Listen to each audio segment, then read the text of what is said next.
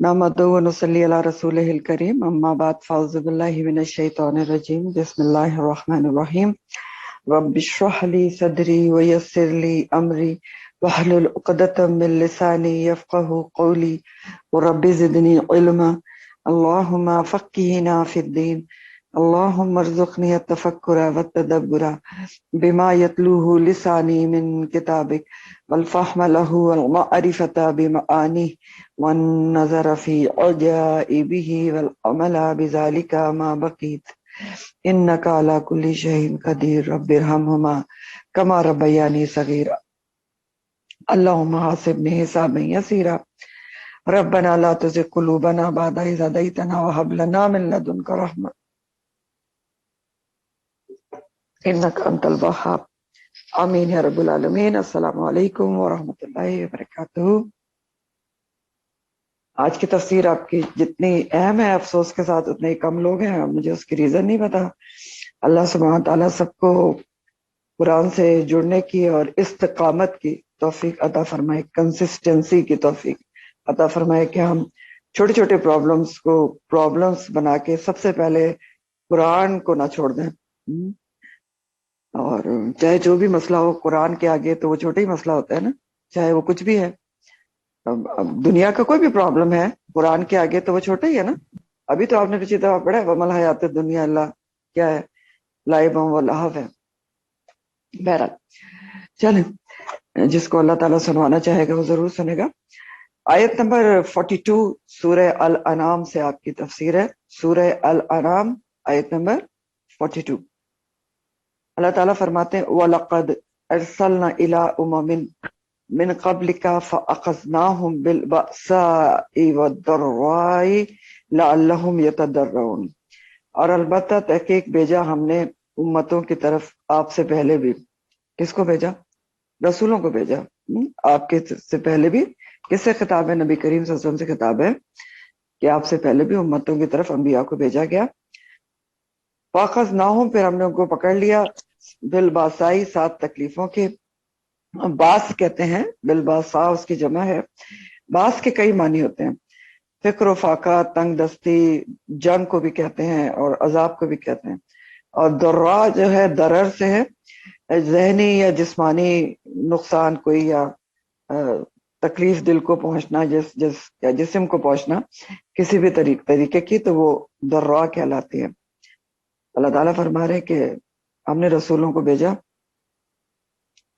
من قبل کا، آپ سے پہلے، اور اس کے بعد کیا ہوا کہ ان کو پکڑ لیا ہم نے تکلیفوں کے ساتھ اور نقصانات کے ساتھ۔ کیوں پکڑ لیا؟ تاکہ وہ یتضرعون، تضرع کرے۔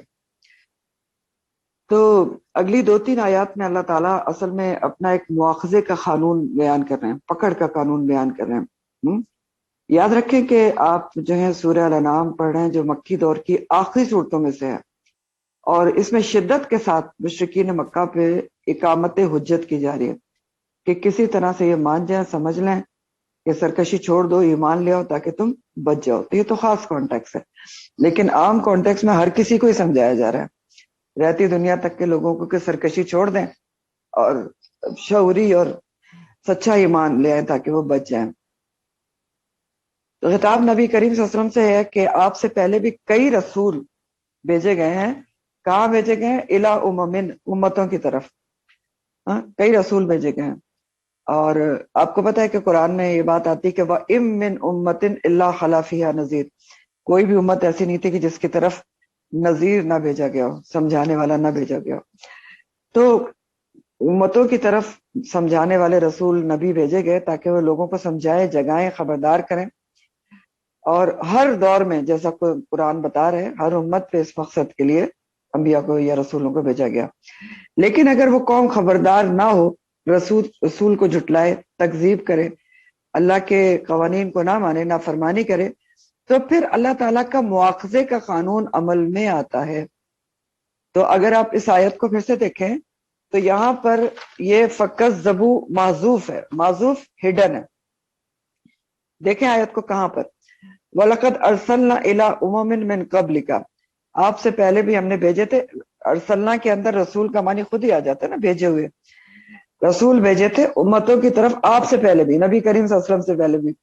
تو یہاں پر فاخذناہم سے پہلے فکذبوا معذوف ہے، ٹھیک ہے، ہڈن ہے، تو جن کی طرف رسول بھیجے گئے تھے انہوں نے جھٹلا دیا.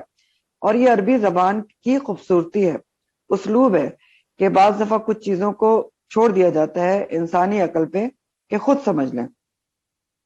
تو یہاں فکذبوا معذوف ہے کہ جب کئی امتوں کی طرف، سبھی امتوں کی طرف رسول بھیجے گئے کہ ان کو سمجھائیں، فکذبوا تو انہوں نے جھٹلا دیا، نہیں انہوں نے مانا، تو پھر کیا ہوا؟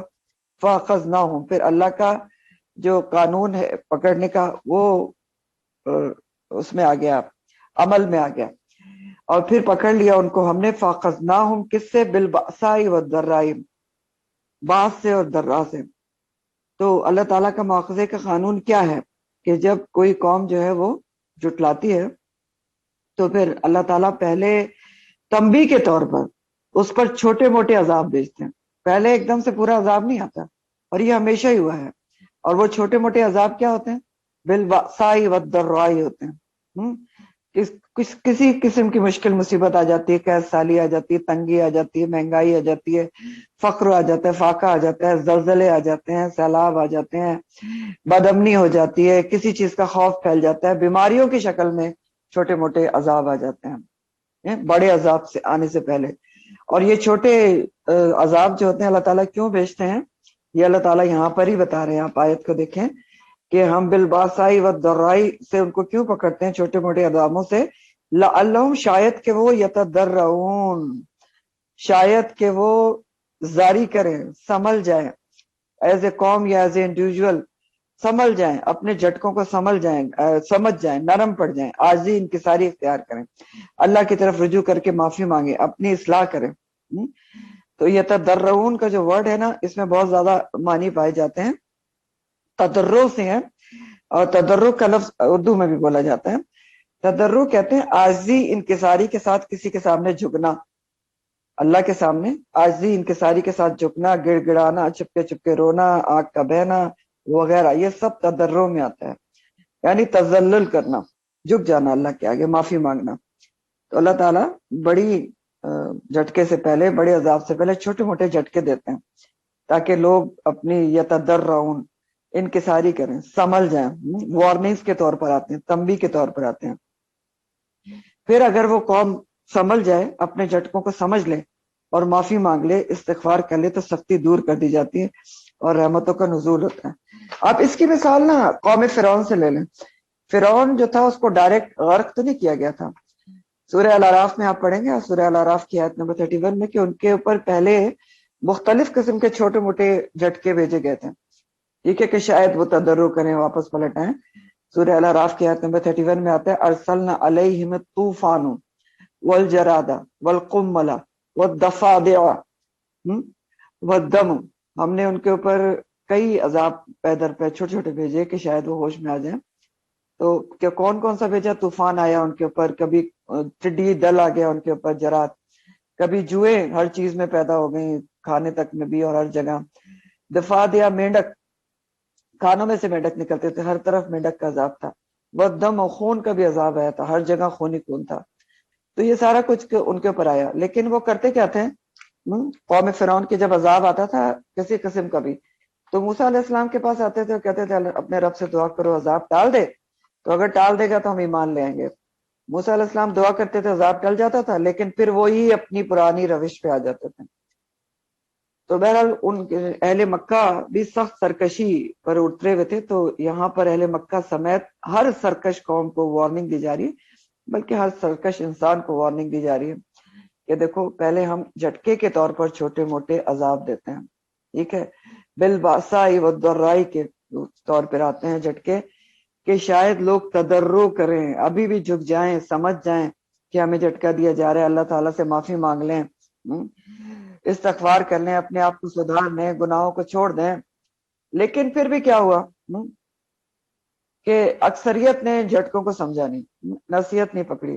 اکثر یہی ہوا، آج بھی ہوتا ہے، سمجھا ہی نہیں کہ یہ ہمارے لیے جھٹکے، نصیحت نہیں حاصل کی، تضرع نہیں کیا. تو تضرع کیوں نہیں کیا، اس کی وجہ اللہ تعالیٰ آگے بتا رہے ہیں، اور حیرت کا بھی اظہار ہے کہ لوگوں نے تضرع کیوں نہیں کیا. تو اللہ تعالیٰ بتا رہے ہیں کہ فلولا، پھر کیوں نہیں، اس جاہم، جب آیا ان کے پاس، بأسنا، ہمارا عذاب، तदर्रऊ, तो उन्होंने तदर्रु की आजिज़ी इख्तियार की। हाँ, क्यों नहीं ऐसा हुआ? हैरत का इजहार है कि ऐसा क्यों नहीं हुआ कि झटके पे झटका आया, फिर भी लोगों ने अपने आप को सुधारा नहीं, समझा नहीं कि हमारे लिए झटका है, माफी नहीं मांगी, तदर्रो नहीं इख्तियार किया, आजिज़ी इख्तियार नहीं की। तो वजह क्या थी? आगे बताई जा रही कि ऐसा क्यों हुआ। वलाकिन कसत कुलूबुहुम, लेकिन इसलिए हुआ कि उनके दिल सख्त हो गए थे। कसत कुलूबुहुम। दूसरी वजह क्या थी? वज़य्यना लहुमुश शैतानु व कानू यअमलून, और खूबसूरत बना दिया उनके लिए शैतान ने वो जो भी अमल करते थे। बुरे अमाल को शैतान ने मुज़य्यन बना दिया। ये वजह थी जिसकी वजह से लोगों ने अल्लाह ताला के झटकों को समझा नहीं और तदर्रो नहीं किया, अल्लाह के आगे झुके नहीं, माफी नहीं मांगी। हर दौर में यही वजह थी और आज भी यही वजह होती है। तो अब देखें कि पहली वजह अल्लाह ताला बता रहे कि दिल सख्त हो गए उनके, तो दिल सख्त हो जाते हैं। अब आज भी सोचते हैं कि झटके तो आज भी आते हैं, नहीं आते? बहुत आते हैं, मुसीबतें आती हैं, मुश्किलें आती हैं, बीमारियां आती हैं, तरह तरह के जलजले भी आ रहे हैं, सैलाब भी आ रहे हैं, लेकिन क्या सब लोग इसको वार्निंग समझते हैं? ये है सवाल, क्या सब लोग समझते हैं कि ये हमारे लिए वार्निंग है? नहीं समझते। नेचुरल फिनोमेना बताते हैं, खूबसूरत तावीलें ढूंढते हैं और अपने दिल को मुतमईन कर लेते हैं। तो यही तो अल्लाह ताला कह रहे हैं कि वलाकिन कसत कुलूबुहुम, के दिल उनके सख्त हो जाते हैं। और दिल सख्त हो जाए तो फिर ऐसा ही होता है ना कि इंसान झटके को झटका नहीं समझता। वो समझता है कि ये अच्छा, ये हुआ था तो ऐसे हो गया, प्लेटें हिली थी जमीन की तो वो आ गया, जलजला आ गया, और समंदर में तूफान इसलिए आ गया कि इस तरह की हवा का रुख इस तरह चेंज हुआ था। तो तावीलें ढूंढ कर इंसान अपने आप के दिल को मुतमईन कर लेता है। तो यही होती है वलाकिन कसत कुलूबुहुम। और दूसरी वजह बताई जा रही है कि ज़य्यना, उनके लिए मुज़य्यन कर दिया शैतान ने जो वो अमल करते थे। कौन सा अमल मुज़य्यन कर दिया शैतान ने? बुरे अमल। शैतान उनको मुज़य्यन करके दिखाता रहा। अपनी गलती गलती नजर ही नहीं आई, बुराई बुराई ही नहीं लगी। तो ये होता है ना कि जब बुराई आम हो जाती है तो लोग उसको बुराई नहीं समझते। कोई समझता ही नहीं कि बुराई है। गुनाह जब आम हो जाता है तो लोग उसको गुनाह समझते ही नहीं, और जब समझते ही नहीं यूज्ड टू हो जाते हैं, बेहिस हो जाते हैं। तो जब गुनाह को आप गुनाह नहीं समझ रहे, बुराई को बुराई ही नहीं समझ रहे, तो आप माफी कैसे मांगेंगे? कैसे मांगेंगे आप माफी? फिर वही वाली हाल होती है ना कि दिल सख्त हो जाते हैं।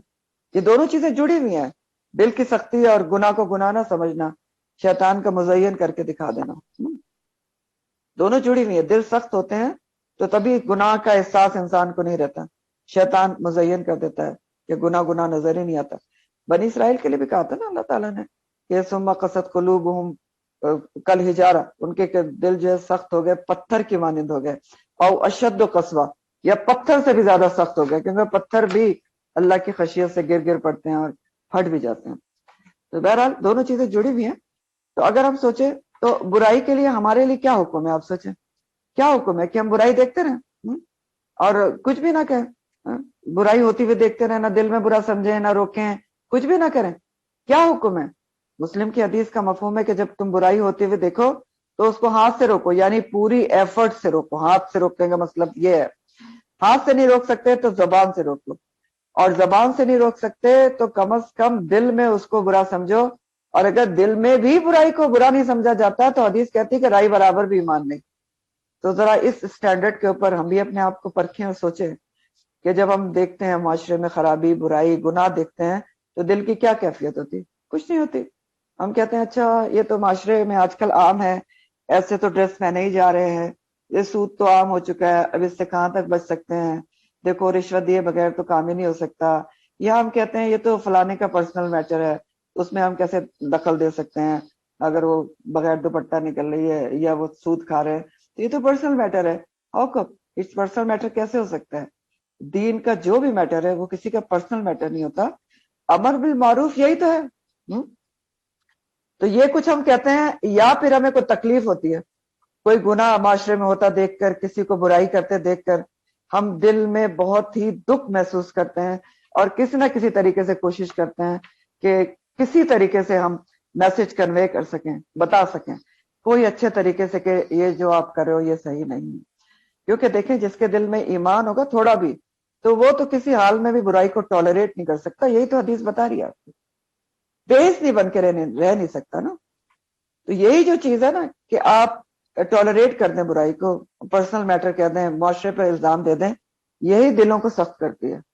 اور یہی سچویشن جو ہوتی ہے یہ ہوتی ہے سما قصد قلوبہم والے.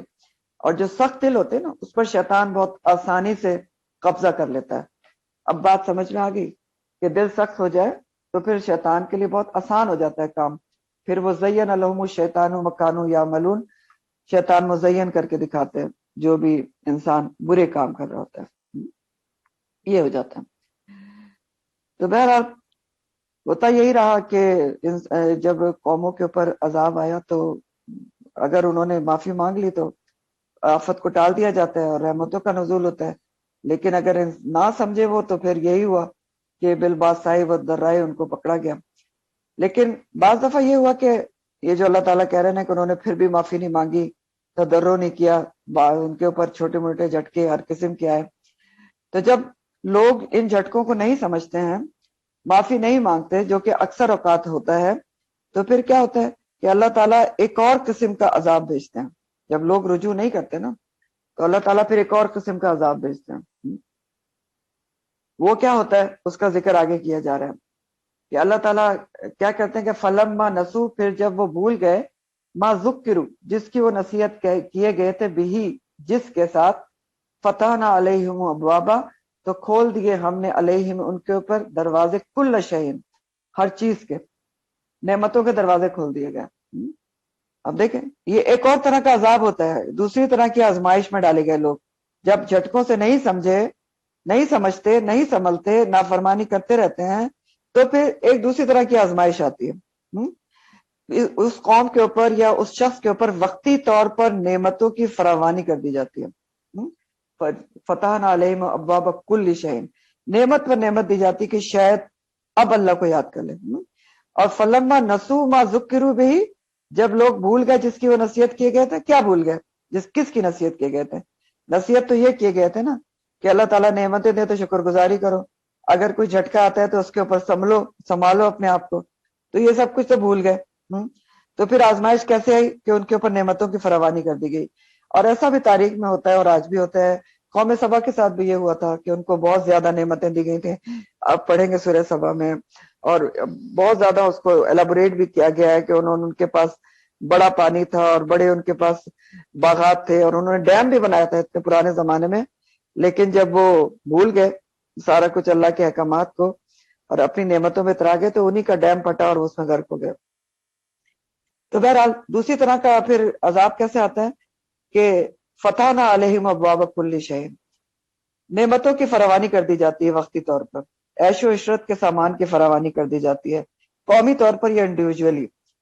اور دیکھا ہی جاتا ہے کہ شاید خوشحالی میں نعمتیں پا کر انسان تضرع کرے، اللہ کے سامنے جھک جائے، اللہ کو یاد کرے کہ اس نے ہمیں اتنی نعمتیں دی ہیں، پرسنلی دی ہیں یا قومی طور پر دی ہیں، اللہ کو کے احکامات کو ماننا شروع کر دے شکر گزاری کے طور پر. لیکن وہاں بھی اکثر یہ ہوا کہ جب نعمتوں کی فراوانی کی گئی تو لوگ اللہ کو بالکل ہی بھول جاتے ہیں. پھر تو انسان یہ سمجھتا ہے کہ میں تو شاید چاہیتا ہوں، بلیسڈ ہوں بہت، کہ میرے اوپر اللہ تعالیٰ اتنی نعمتیں دے رہے ہیں اور سب ٹھیک ہے. اور ایز اے قوم بھی قوم اپنے آپ کو بہت ترقی یافتہ سمجھنے لگتی ہے کہ ہم تو بہت ہی ترقی یافتہ قوم ہیں اور بہت ہی آرگنائزڈ لوگ ہیں اور ہم نے بڑے بندوبست کیے ہوئے ہیں، تو ہمیں تو کوئی آفت مصیبت پہنچ ہی نہیں سکتی. یہی بات اللہ تعالیٰ آگے کہہ رہے ہیں کہ جب ہم نے ان کے اوپر ساری نعمتوں کے دروازے کھول دیے، حتی اذا فرحوا، یہاں تک کہ جب وہ اترا گئے. فریحہ کا دو مطلب ہوتے ہیں، ایک نعمت پا کر شکر گزاری، خوش ہو جانا، شکر گزاری کرنا، اور دوسرا فریحہ کا مطلب ہوتا ہے نعمتیں پا کر اترا جانا اور ہی اللہ کو بھول جانا. تو یہاں اترانے کے ہی مطلب ہیں. تو جب اس طرح سے عذاب آیا کہ ان کے اوپر نعمتوں کے دروازے کھول دیے گئے، تب بھی کیا کیا؟ وہ تو بھول گئے جو ان کو نصیحت کی گئی تھی کہ اللہ کو یاد کریں، جھک جائیں. وہ تو فرح ہو گئے، اترا گئے. کس کے اوپر؟ بما اوتو، اس کے اوپر اترا گئے جو دیے گئے تھے، ساتھ اس کے جو نعمتیں دی گئی تھی اس پہ اترا گئے کہ ہم تو بڑے بلیسڈ پیپل ہیں اور ہم یا ایز اے قوم ہم تو بہت ہی ترقی یافتہ ہیں، تو ہم پہ تو کوئی عذاب آ ہی نہیں سکتا، ہم تو بہت ہی آرگنائزڈ اور بہت ہی ترقی یافتہ قوم ہے. تو اتراہٹ کا شکار ہو گئی. تو پھر کیا ہوتا ہے؟ پھر اللہ تعالیٰ ان کو اخذناہم بغتۃ، پھر اللہ تعالیٰ نے پکڑ لیا ان کو اچانک. پھر اچانک بڑا عذاب آتا ہے جب اس طریقے سے بھی قوم نہیں سنبھلتی اور اترا جاتی ہے اپنی نعمتوں کے اوپر، تو پھر بغتتاً عذاب آتا ہے، بڑا سڈن آتا ہے، سڈن عذاب آتا ہے، اور پھر کیا ہوتا ہے، سب کے سب کچھ تہس نہس ہو جاتا ہے، انڈیویجولی بھی یا ایز اے قوم بھی سب کچھ ختم ہو جاتا ہے۔ تو پھر کیا ہوتا ہے، فَإِذَا هُمْ مُبْلِسُونَ، تو پھر وہ مایوس ہونے والے تھے۔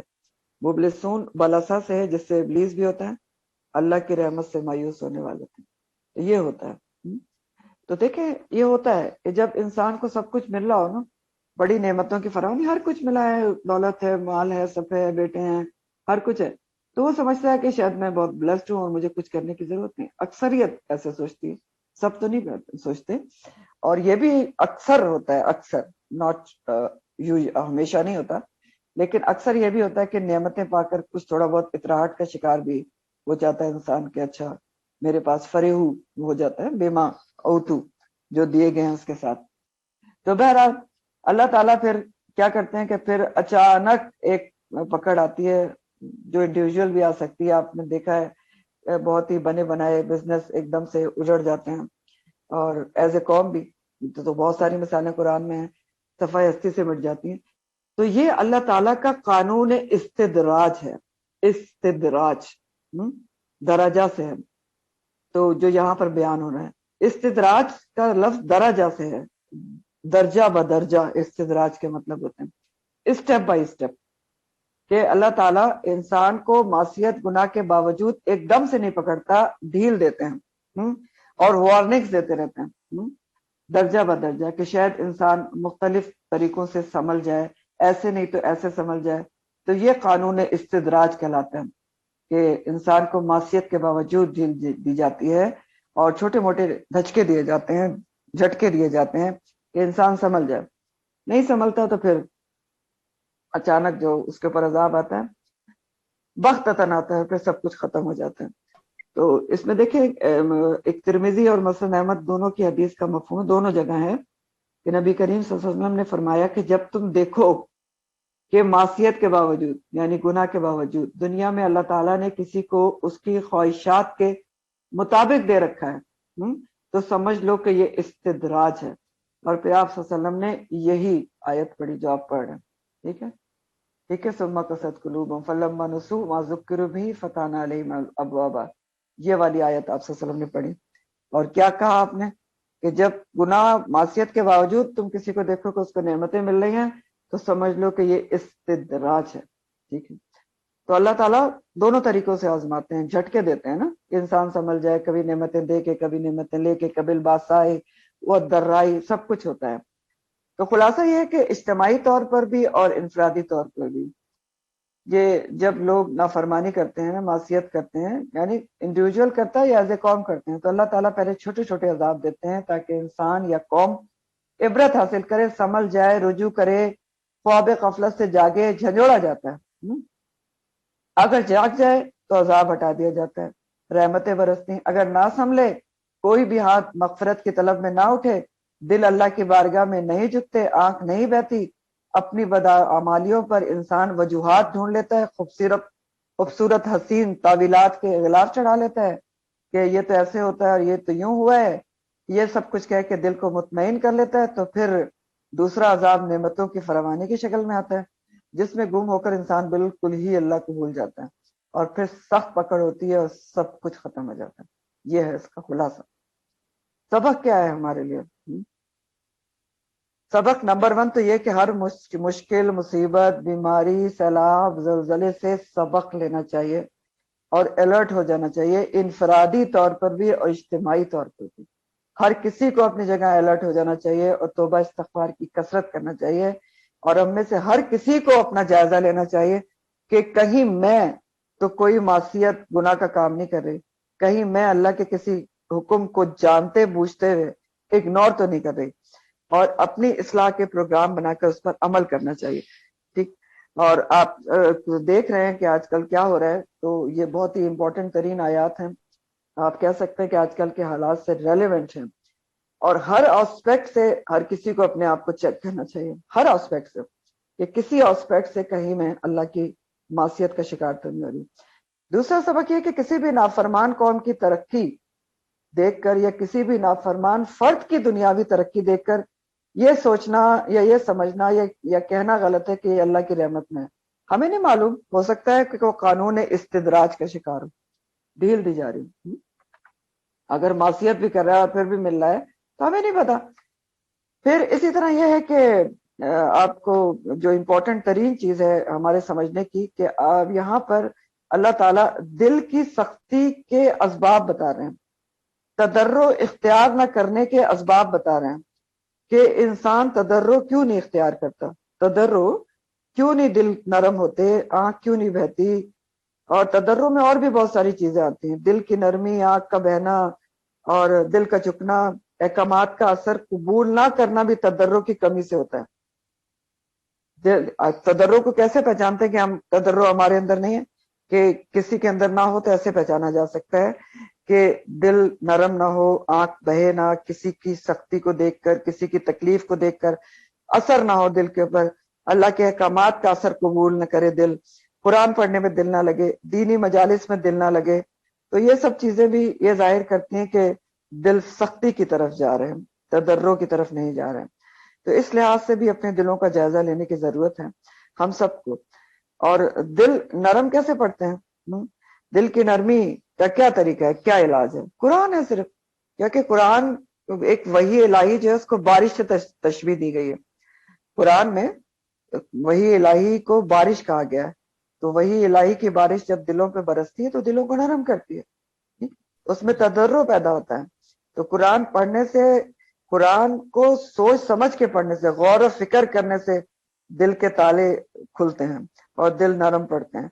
سورہ محمد میں اللہ تعالیٰ فرماتے ہیں کہ فلا یتدبرون القرآن ام علی قلوب اقفالها، یہ بلا کیوں نہیں قرآن پر تدبر کرتے، کیا ان کے دلوں پر تالے پڑے ہیں؟ تو دلوں کے تالے کیسے کھلتے ہیں؟ سخت دل، زنگ آلود دل کیسے نرم پڑتے ہیں؟ قرآن پہ تدبر سے. اور دوسرا حدیث کے مطابق یتیم کے سر پر ہاتھ رکھنے سے، یعنی یتیم کی اعانت کرنے سے بھی دل نرم پڑتے ہیں. تو بہرحال یہ دیکھیں، یہ بھی اللہ تعالیٰ کی بہت بڑی بلیسنگ ہے، رحمت ہوتی ہے کہ انسان ذرا بھی ادھر ادھر ہو تو اس کو جھٹکا دے دیا جاتا ہے کہ سیدھے رہو. اور دل سختی کی طرف جا رہے ہوں تب بھی جھٹکا مل سکتا ہے کہ دلوں کی طرف توجہ کرو، دلوں کی نرمی کی طرف توجہ کرو، کہیں سخت نہ ہو جائیں، اتنے سخت نہ ہو جائیں کہ کل ہجارہ مانند پتھر کے ہو جائیں، اور اشد قسوہ یا پتھر سے بھی سخت ہو جائیں. پھر اللہ تعالیٰ فرماتے فقوتیہ، تو کاٹ دی گئی، قطع کر دی گئی، دابر القوم الذین، جڑ، دابر کہتے ہیں جڑ کو، کس کی جڑ کاٹ دی گئی؟ القوم الذین، ان لوگوں کی، اس قوم کی، ظلموا جنہوں نے ظلم کیا. والحمد للہ رب العالمین، اور تمام تعریف اللہ کے لیے جو رب تمام جہانوں کا. کاٹ دی گئی جڑ اس قوم کی جس نے ظلم کیا، یعنی بالکل صفحہ ہستی سے مٹ گئی، جڑ کٹ گئی، کوئی بھی نہ بچا. اور ایسی بہت ساری قومیں تھیں، آپ نے پڑھا کہ جو جھٹکوں سے نہیں سنبھلی، انہوں نے تدرع نہیں کیا، سرکشی کے اوپر اڑی رہیں، تو پھر کیا ہوا؟ عذاب آیا اور صفحہ ہستی سے ان کو ختم کر دیا گیا. فقطع دابر القوم الذین ظلموا والحمد للہ رب العالمین. تو یہاں پر کس بات پر اللہ کا شکر کیا جا رہا ہے؟ شکر کیا جا رہا ہے نا، الحمد للہ رب العالمین، کہ اللہ تعالیٰ ظالموں، فساد کرنے والوں کو ختم کرتے رہتے ہیں اور دوسرے دنیا والوں کو ان کے ظلم سے نجات مل جاتی ہے. اور ظلم کا خاتمہ جو ہوتا ہے یقیناً وہ اللہ کے شکر کا تقاضا کرتا ہے. تو دیکھیں، اگر اللہ تعالیٰ ظالم لوگوں کی جڑ نہ کاٹتے رہتے تو پھر تو ظلم و ستم دنیا میں بڑھتا ہی چلا جاتا، شرک معصیت بڑھتی ہی چلی جاتی. تو الحمدللہ رب العالمین. پھر فرمایا قل ارائیتم، قل آپ کہہ دیجئے، نبی کریم صلی اللہ علیہ وسلم سے خطاب ہے، خاص کانٹیکس میں، خاص تعویل میں، کہ آپ کہہ دیجئے یا آپ پوچھئے. ہاں، قل کا مطلب ہے آپ پوچھئے. کس سے پوچھئے؟ ان مشرکین مکہ سے پوچھئے. خاص کانٹیکس ہے یہ، لیکن عام کانٹیکس میں آپ ہر کسی سے پوچھئے، کیونکہ قرآن تو رہتی ہے دنیا کے لیے. ہر انسان سے پوچھئے جو بھی قرآن پڑھ رہا ہے، اہل مکہ کے علاوہ. کیا پوچھئے؟ ارائیتم، کیا بھلا دیکھا تم نے؟ اور ارائیتم کا مطلب کیا ہوتا ہے؟ کیا بھلا غور کیا تم نے، کیا سوچا تم نے، کبھی غور کیا ہے تم نے کس بات پر؟ کہ ان اخذ اللہ، کہ اگر لے جائے اللہ تعالیٰ، سمعکم، تمہاری سماعت کو، کانوں کی ہیئرنگ کو لے جائے، وابصارکم، اور تمہاری بصارت کو لے جائے، اور کیا کرے وہ ختم اور مہر لگا دے علی قلوبکم تمہارے دلوں کے اوپر. من الہ غیر اللہ کون الہ ہے اللہ کے سوا یاتیکم بھی جو لے آئے واپس تمہارے پاس ان صلاحیتوں کو. کوئی ہے الہ کہ اللہ تعالیٰ اگر ان صلاحیتوں کو لے جائے تو تمہیں واپس لا کر دے دے؟ یہ پوچھا جا رہا ہے، سبھی سے پوچھا جا رہا ہے. تو اللہ تعالیٰ یہاں پر اپنی تین بڑی اور حیرت انگیز نعمتوں کی طرف توجہ دلا رہے ہیں کہ لوگوں سوچو ان صلاحیتوں کے بارے میں، سماعت اور بصارت اور دل کے بارے میں سوچو، جو اللہ کی بہت بڑی نشانیاں ہیں، آیات ہیں، جن کے ذریعے آپ اللہ کو پہچانتے ہیں، اللہ تک پہنچتے ہیں. تو دیکھیں سمعکم سماعت واقعی کتنی حیرت انگیز قوت ہے.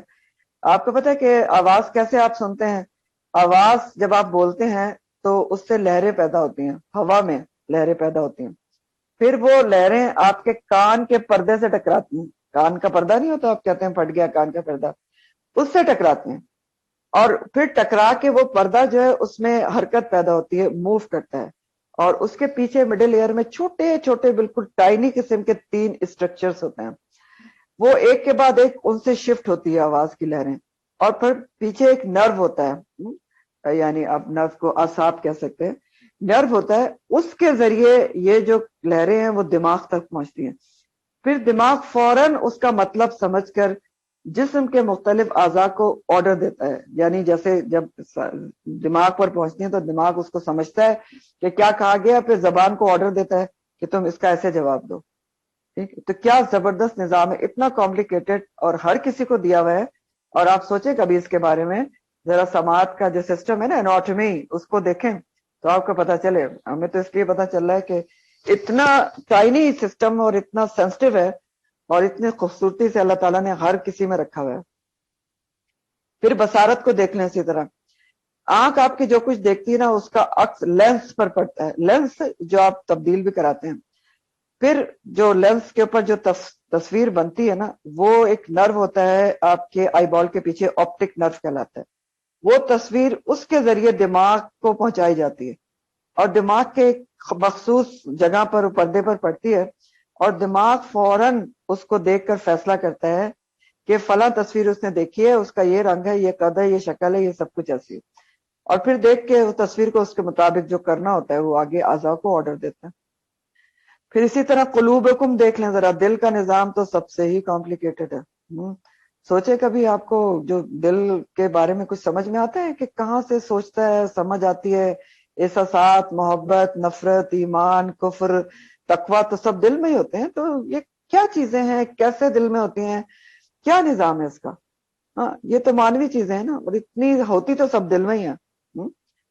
اور تقوی کے بارے میں تو حدیث ہے، حدیث ہے، نبی کریم صلی اللہ علیہ وسلم نے سینے کی طرف اشارہ کر کے کہا تھا کہ تقوی ہا ہونا.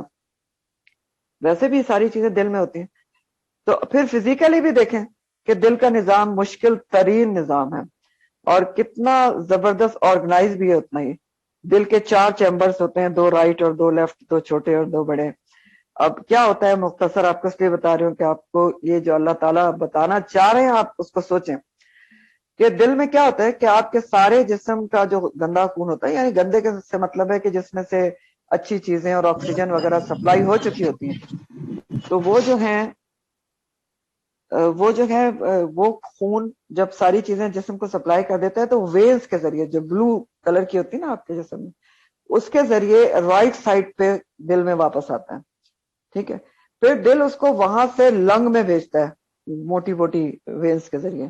لنگ میں جا کے اس خون کی پھر سے اس کو ریفائنڈ کیا جاتا ہے، کیونکہ لنگ میں آکسیجن ہوتی ہے نا، پھر سے اس کو آکسیجنیٹڈ کیا جاتا ہے، اور اچھا بنا کے اس کو پھر لنگ سے کہاں وہ بھیجا جاتا ہے، لنگ اس کو الٹی سائڈ پہ بھیجتا ہے، لیفٹ سائڈ کے اوپر.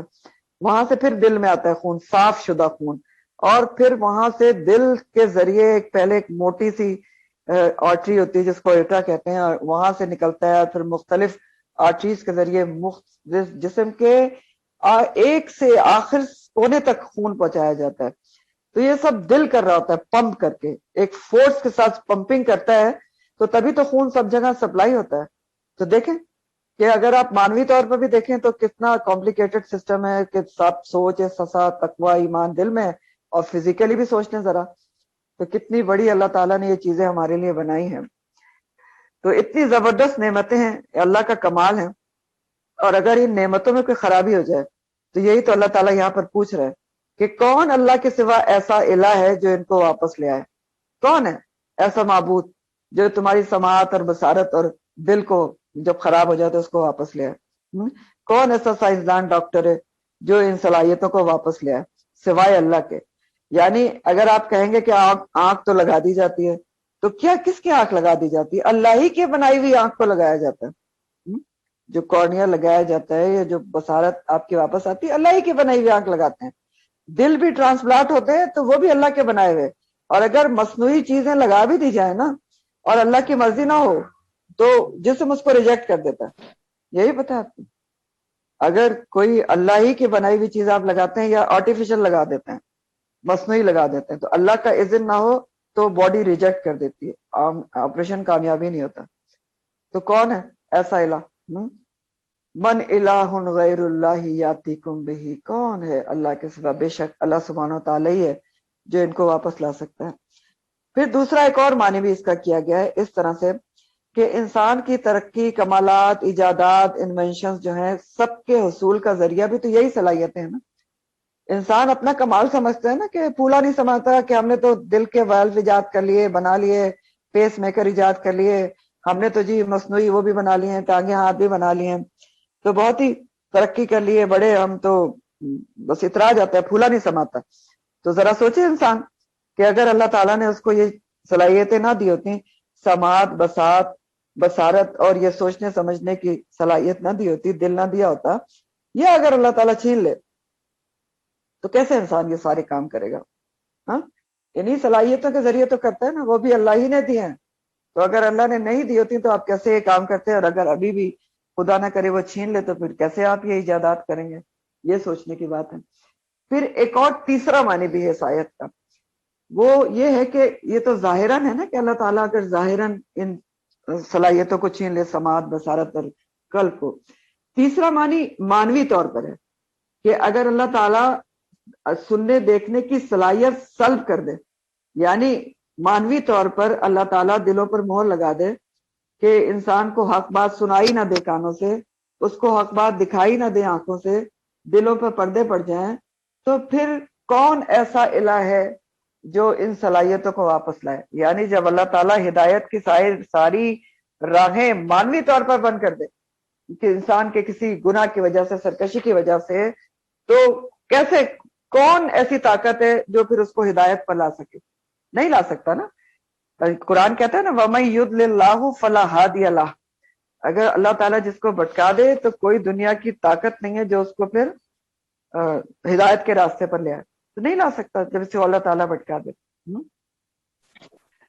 تو یہی بات ہے۔ پھر دیکھیں کہ اللہ تعالیٰ کی جو نعمتیں ہیں اس کا بہت زبردست یہاں پر قدرت کا اظہار کیا گیا، توجہ دلائی گئی کہ سوچے انسان۔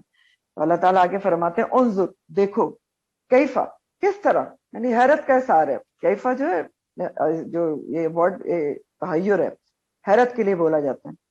تو دیکھو ذرا، کیفا نصرف الآیات، کیسے ہم پھیر پھیر کر آیات لاتے ہیں، ثم پھر بھی ہم یصدفون، وہ سختی سے اعراض برتتے ہیں۔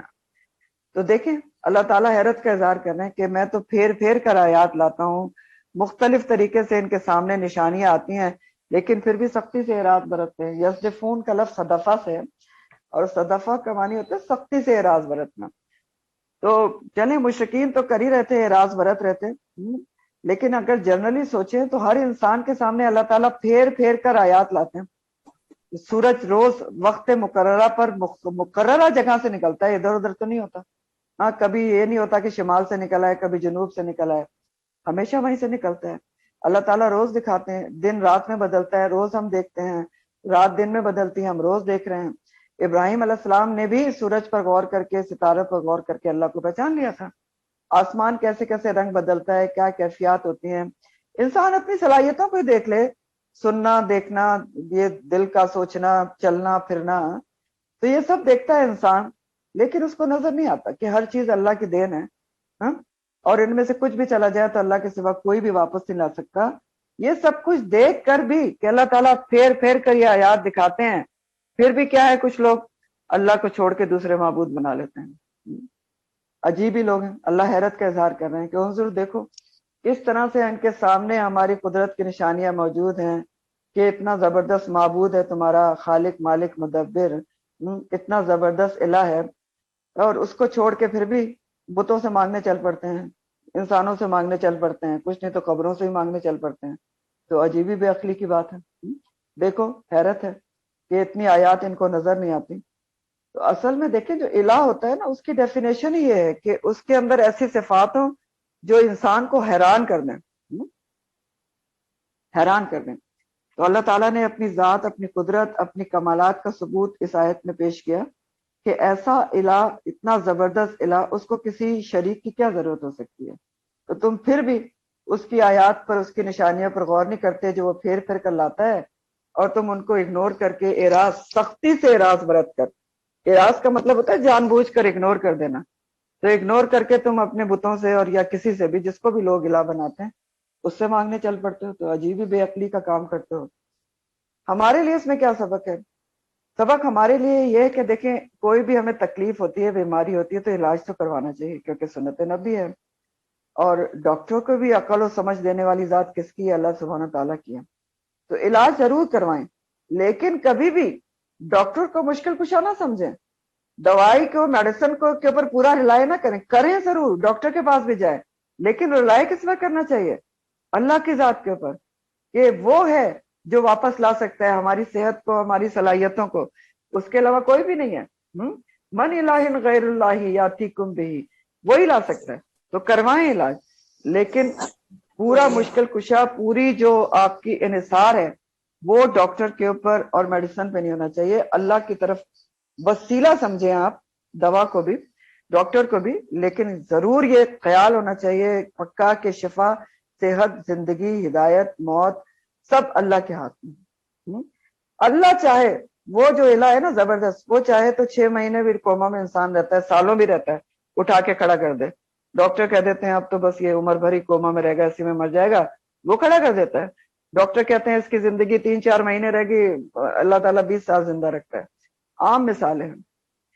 اور دوسری بات یہ ہے، جو دوسرا سبق ہے یہ ہے کہ یہ تو مشرکین کی بات ہے خاص کانٹیکس میں، کہ نبی کریم صلی اللہ علیہ وسلم کو اللہ تعالیٰ کہہ رہے ہیں کہ قل ارائیتم، کہ ذرا ان سے کہیں غور تو کریں. لیکن قرآن تو قیامت تک کے لیے ہے، تو ہمیں بھی یہ دعوت دی جا رہی ہے نا کہ ذرا تم بھی سوچو. ہمیں بھی کہا جا رہا ہے، مجھے آپ کو بھی کہا جا رہا ہے کہ ذرا سوچو، غور کرو. کس بات پر؟ کہ ان اخذ اللہ سمعکم وابصارکم وختم علی قلوبکم من الہ غیر اللہ یاتیکم بہ. ذرا ہم بھی غور کریں کہ اللہ تعالیٰ نے یہ عظیم صلاحیتیں ہمیں دی ہیں تو کس لیے دی ہیں، اس بات پہ غور کریں. اور اگر ہم نے ان صلاحیتوں کا صحیح استعمال نہیں کیا تو خدا نہ کرے یہ صلاحیتیں جا بھی سکتی ہیں، مانوی طور پر بھی تو جا سکتی ہیں نا، کہ نہیں؟ دیکھیں قرآن میں دل لگنا اور قرآن سننا یہ بھی اللہ کی بڑی دین ہوتی ہے، ورنہ دل ہی نہیں لگتے لوگوں کے، وہ 10 منٹ ہی نہیں سن پاتے، ٹائم ہی نہیں ملتا. تو یہ بھی اللہ تعالیٰ کی بڑی دین ہوتی ہے، سوچیں ہم، ہمارے لیے بھی دعوت ہے. اور آپ کو پتہ ہے سورہ ملک جو ہے اس میں اللہ تعالیٰ شکوہ کرتے ہیں کہ وَجَعَلَ لَكُمُ السَّمْعَ وَالْأَبْصَارَ وَالْأَفْئِدَةَ قَلِيلًا مَا تَشْكُرُونَ، کہ ہم نے تمہارے لیے کان بنائے، آنکھیں بنائی، دل بنایا، لیکن بہت تھوڑے لوگ ہیں جو ان کی شکر گزاری کرتے ہیں.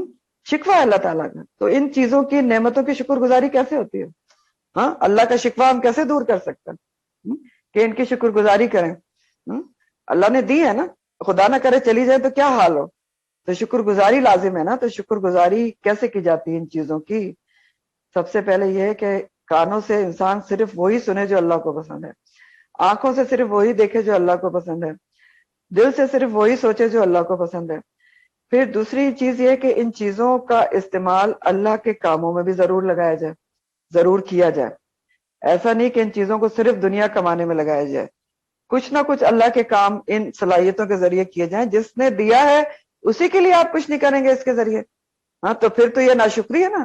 اللہ کا شکوہ صحیح ہے، قلیلا ما تشکرون. پھر کیا ہے کہ اللہ کی نشانیوں کو ان کے ذریعے سمجھا جائے اور اللہ تک پہنچا جائے، اللہ کی معرفت حاصل کی جائے. یہ ہے شکر گزاری ان چیزوں کی. پھر اللہ تعالیٰ فرماتے ہیں کہ قل ارائیتکم، کیا بھلا غور کیا تم نے؟ یہ پھر وہی ہے، غور کرنے کی بات ہے. ان اتاکم، اگر آ جائے تمہارے پاس عذاب اللہ، اللہ کا عذاب، بغتتن اچانک، سڈنلی، اور جہرتن یا کیا ہے اعلانیہ آ جائے، حل یہلکو کیا ہلاک کی جائے گی، الا القوم الظالمون سوائے ظالم قوم کے۔ اب یہ بھی بہت اہم ترین بات ہے، اللہ تعالیٰ فرما رہے ہیں کہ کیا تم نے دیکھا ہے کبھی، کیا تم نے غور کیا ہے لوگوں، اگر آ جائے تمہارے پاس اللہ کا عذاب اچانک، اچانک آ جائے، پیچھے عذاب کی بات ہوئی تھی نا، قانون استدراج بھی بتایا گیا، تو یہاں بھی یہ آیت اسی سے جڑی ہوئی ہے۔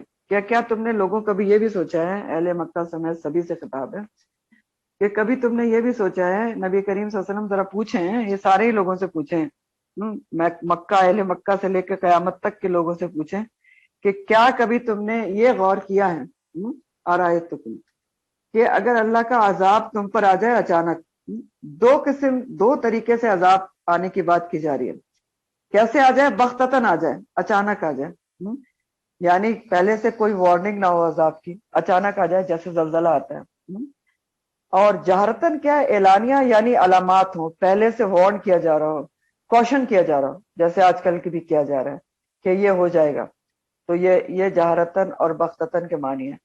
اچھا، ایک اور بھی معنی کیا گیا ہے اس کا، دوسرا معنی بغتتن کا اور جہرتن کا، بغتتن کے معنی ہے بے خبری میں آ جائے، یعنی رات کو سوتے وقت آ جائے، جہرتن کیا ہے کہ اعلانیہ دن کے وقت کھلی آنکھوں کے سامنے آ جائے۔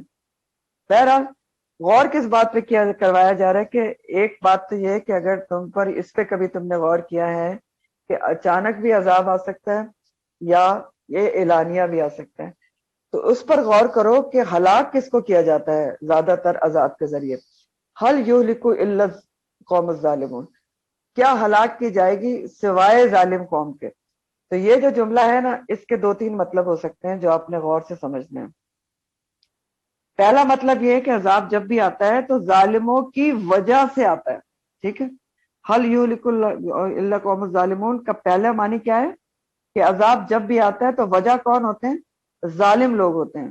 ظلم جب بہت زیادہ دنیا میں ہو جاتا ہے تو وہ پھر اللہ تعالیٰ کا عذاب آتا ہے، ہاں؟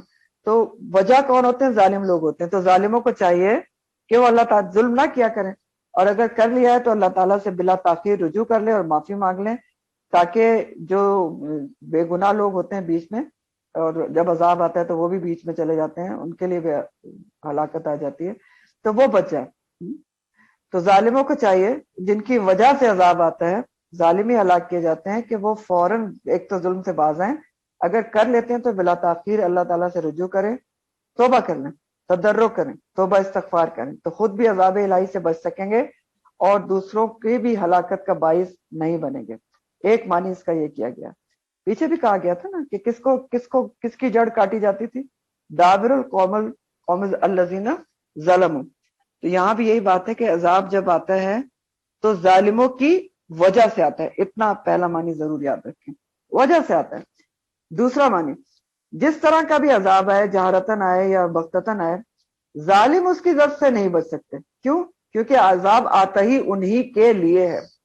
اب یہ دوسرا معنی کیا ہے کہ ان کی وجہ سے آتا ہے اور انہی کے لیے آتا ہے، یہ دوسرا معنی۔ تو حل یہلک الا القوم الظالمون، کہ جب عذاب آئے گا تو کیا ظالم قوم بچ جائے گی؟ نہیں بچے گی، کیونکہ عذاب تو آتا ہی انہی کے لیے۔ تو اللہ تعالیٰ، آپ نے ہمیشہ دیکھا کہ جب بھی کسی قوم پر عذاب آنے والا ہوتا تھا تو اللہ تعالیٰ نبی کو بذریعہ وحی بتا دیتے تھے کہ اپنے ایمان والوں کو لے کر نکل جائے، تو ان کو نکال دیا جاتا تھا، اور عذاب کس پر آتا تھا، ظالم لوگوں کے اوپر آتا تھا۔ یہ دوسرا معنی ہے۔ تو تیسرا مطلب اس کا ایک یہ بھی کیا گیا ہے کہ جب بھی عذاب آتا ہے اس کی وجہ بھی ظالم ہوتے ہیں، انہی کے لیے آتا ہے، اور اگر صالح جو ہیں زد میں آ بھی گئے تو ان کا اجر و ثواب کے وہ مزید حقدار ہو جاتے ہیں۔ اس طرح سے بھی یہ معنی کیا گیا کہ آتا تو انہی کے لیے، حل یہلک الا الظالمون قوم الظالمون، جب بھی عذاب آتا ہے ظالموں کے لیے آتا ہے، ٹھیک ہے، وہی مارے جاتے ہیں۔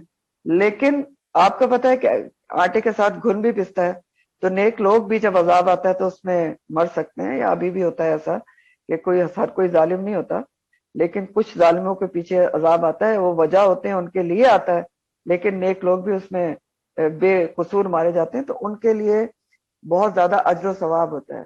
یعنی اس طرح سے معنی ہے کہ ہلاکت صرف ظالموں کے لیے ہوتی ہے، حل یہلک الا القوم الظالمون، دنیا میں بھی اور آخرت میں بھی، ورنہ اگر صالح زد میں بھی آ جائیں تو آخرت میں ان کا اجر و ثواب مزید بڑھا دیا جاتا ہے۔ یہ اس طرح کے معنی اس کے کیے گئے۔ تو یہ بتایا گیا۔ پھر بتا اللہ تعالیٰ رسولوں کو اور انبیاء کو بھیجنے کا مقصد بتا رہے ہیں کہ وما نرسلو، اور نہیں ہم بھیجتے المرسلین مرسلین رسولوں کو مگر الا مبشرین خوشخبری دینے والا بنا کر، وہ منذرین اور خبردار کرنے والا بنا کر، فمن آمنا تو جو ایمان لے آتا ہے رسولوں کے اوپر، اللہ کے پیغام کے پر، وہ اصلاح اور اصلاح کر لیتا ہے، فلا خوف علیہم ولا هم یحزنون، تو نہ ان کو کوئی خوف ہوتا ہے اور نہ کوئی غم ہوتا ہے۔ تو اللہ تعالیٰ انبیاء اور رسول کو بھیجنے کا مقصد بتا رہے ہیں کہ عذاب ایسے ہی نہیں آ جاتا کہ اللہ تعالیٰ بس کسی کی بھی قوم کے اوپر اٹھا کر پہلے اس کو چھوٹے عذاب دیتے پھر بڑے عذاب دے دیتے، نہیں، ایسا کبھی بھی نہیں ہوا۔ پہلے اللہ تعالیٰ کیا کرتے ہیں کہ ہر قوم کے اندر رسول اور انبیاء بھیجتے ہیں کہ وہ لوگوں کو سمجھائیں، اللہ کے احکامات بتائیں، اللہ کے احکامات پر عمل کر کے دکھائیں، اور لوگوں کو اللہ کی رضامندی کی خوشخبری سنائیں کہ اگر وہ ان کے کہنے پر اللہ کے احکامات پر عمل کریں گے تو ان کے لیے جنت ہے، اور مبشرین بنے، اور یہ بتائیں کہ اگر احکامات کی خلاف ورزی کریں گے تو خبردار رہیں کہ اللہ تعالیٰ کے حکم کی خلاف ورزی اور انبیاء کی تعلیمات پر عمل نہ کرنے والا جو ہے وہ کیا ہے، وہ جہنم میں جائے گا۔ تو یہ مقصد ہمیشہ ہی رہا ہے انبیاء کو بھیجنے کا، وما نرسل المرسلین الا مبشرین ومنذرین، اور ہمیشہ عذاب بھیجنے سے پہلے رسول اور انبیاء کو بھیجا گیا کہ وہ بتائیں لوگوں کو، خبردار بھی کریں اور خوشخبریاں بھی دیں، اور خوشخبری یہ دیں کہ جو کوئی بھی ایمان لے آئے گا، فمن آمنا، اللہ کے پیغام پر ایمان لے آئے گا، رسولوں کی تعلیمات پر ایمان لے آئے گا اور سمجھ کر اس کے اوپر عمل کرے گا، وہ اصلاح اور اپنی اصلاح کر لے گا اس کے مطابق، تو ایسے لوگوں کو پھر نہ کوئی ماضی کا غم ہوگا اور نہ کوئی مستقبل کا خوف ہوگا۔ ٹھیک ہے، حزن جو ہوتا ہے نا، غم، وہ ہمیشہ ماضی کے اوپر ہوتا ہے، اور خوف جو ہوتا ہے وہ مستقبل کا ہوتا ہے۔ تو جو لوگ انبیاء کے کہنے پر چل پڑے، ان کی تعلیمات کو مان لیا، اللہ کے احکامات کو مان لیا، تو ظاہر ہے نہ ان کو کوئی ماضی کا غم ہو سکتا ہے کہ ہم نے رسول کے کہنے کے مطابق کام نہیں کیا، نہ ہی مستقبل کا خوف ہو سکتا ہے کیونکہ وہ رسول اور اللہ کے طریقے کے مطابق اپنی زندگی گزارتے رہے ہیں۔ اس کے برعکس ان لوگوں کا ذکر ہے، یہ تو وہ لوگ تھے نا جنہوں نے فمن آمن و اصلاح، ایک یہ لوگ تھے کہ رسول بھیجے گئے مبشرین اور منذرین بنا کے، تو انہوں نے کیا کیا کہ وہ ایمان لے آئے اور اپنی اصلاح کر لی، تو ان کو تو کوئی خوف و غم نہیں ہوگا۔ اس کے برعکس لوگ کون سے ہیں کہ فالذین، اور وہ لوگ کذبوا، جنہوں نے جھٹلا دیا بھی آیات نا، ہماری آیات کو جھٹلا دیا، جن لوگوں نے اللہ کی آیات کو جھٹلا دیا، پیغمبروں کی تکذیب کی، ان کی بات نہیں مانی، ٹھیک ہے، جنہوں نے محرمات کو اپنا لیا، واجبات کو ترک کر دیا، تو اب کیا ہوگا ان کے ساتھ؟ یمسہم العذاب، چھوئے گا ان کو، چھو کر رہے گا عذاب، کس وجہ سے؟ بما کانوا یفسقون، بوجہ اس کے جو وہ فسق کرتے رہے، فسق کرتے رہے یعنی اللہ کی حدود توڑ توڑ کر باہر نکلتے رہے، گناہوں میں پڑتے رہے، تو اپنے گناہوں کی وجہ سے، اپنی فسق کی وجہ سے ان کو عذاب چھو کر رہے گا، جو انہوں نے نہ اللہ کی مانی اور نہ رسولوں کی مانی۔ آگے پھر نبی کریم صلی اللہ علیہ وسلم سے خطاب ہے اور آپ کی زبانی کچھ باتیں کہلوائی جا رہی ہیں کہ آپ ان کو بتا دیں۔ کیا بتا دیں؟ بتا دیں قل لا اقول، کہہ دیجئے کہ نہیں میں کہتا، لکم تمہارے لیے، ان دی کہ میرے پاس خزائن اللہ، اللہ کے خزانے ہیں، ولا عالم، اور نہ ہی میں جانتا ہوں، الغیبہ، غیب کو، ولا اقول، اور نہیں میں کہتا کہ لکم تمہارے لیے کہ انی ملک، کہ میں فرشتہ ہوں۔ تو اب یہ کیوں کہا جا رہا ہے کہ آپ ان کو یہ بتا دیں، اور یہ بھی بتا دیں کہ میں تو بس کیا کرتا ہوں، ان اتبعو، نہیں میں پیروی کرتا، الا ما یوحا، مگر اس کی پیروی کرتا ہوں جو وحی کی جاتی ہے، الیہ، میری طرف۔ تو اب دیکھیں، پہلے اللہ تعالیٰ نے بتایا کہ انبیاء کا کام تبشیر اور انذار ہوتا ہے، لیکن ہوا کیا؟ لوگوں نے انبیاء کو پرکھنے کا ایک اپنا معیار بنا لیا، انبیاء کی صداقت کو جاننے کا ایک اپنا معیار بنا لیا، اپنے ہی اصول بنا لیے۔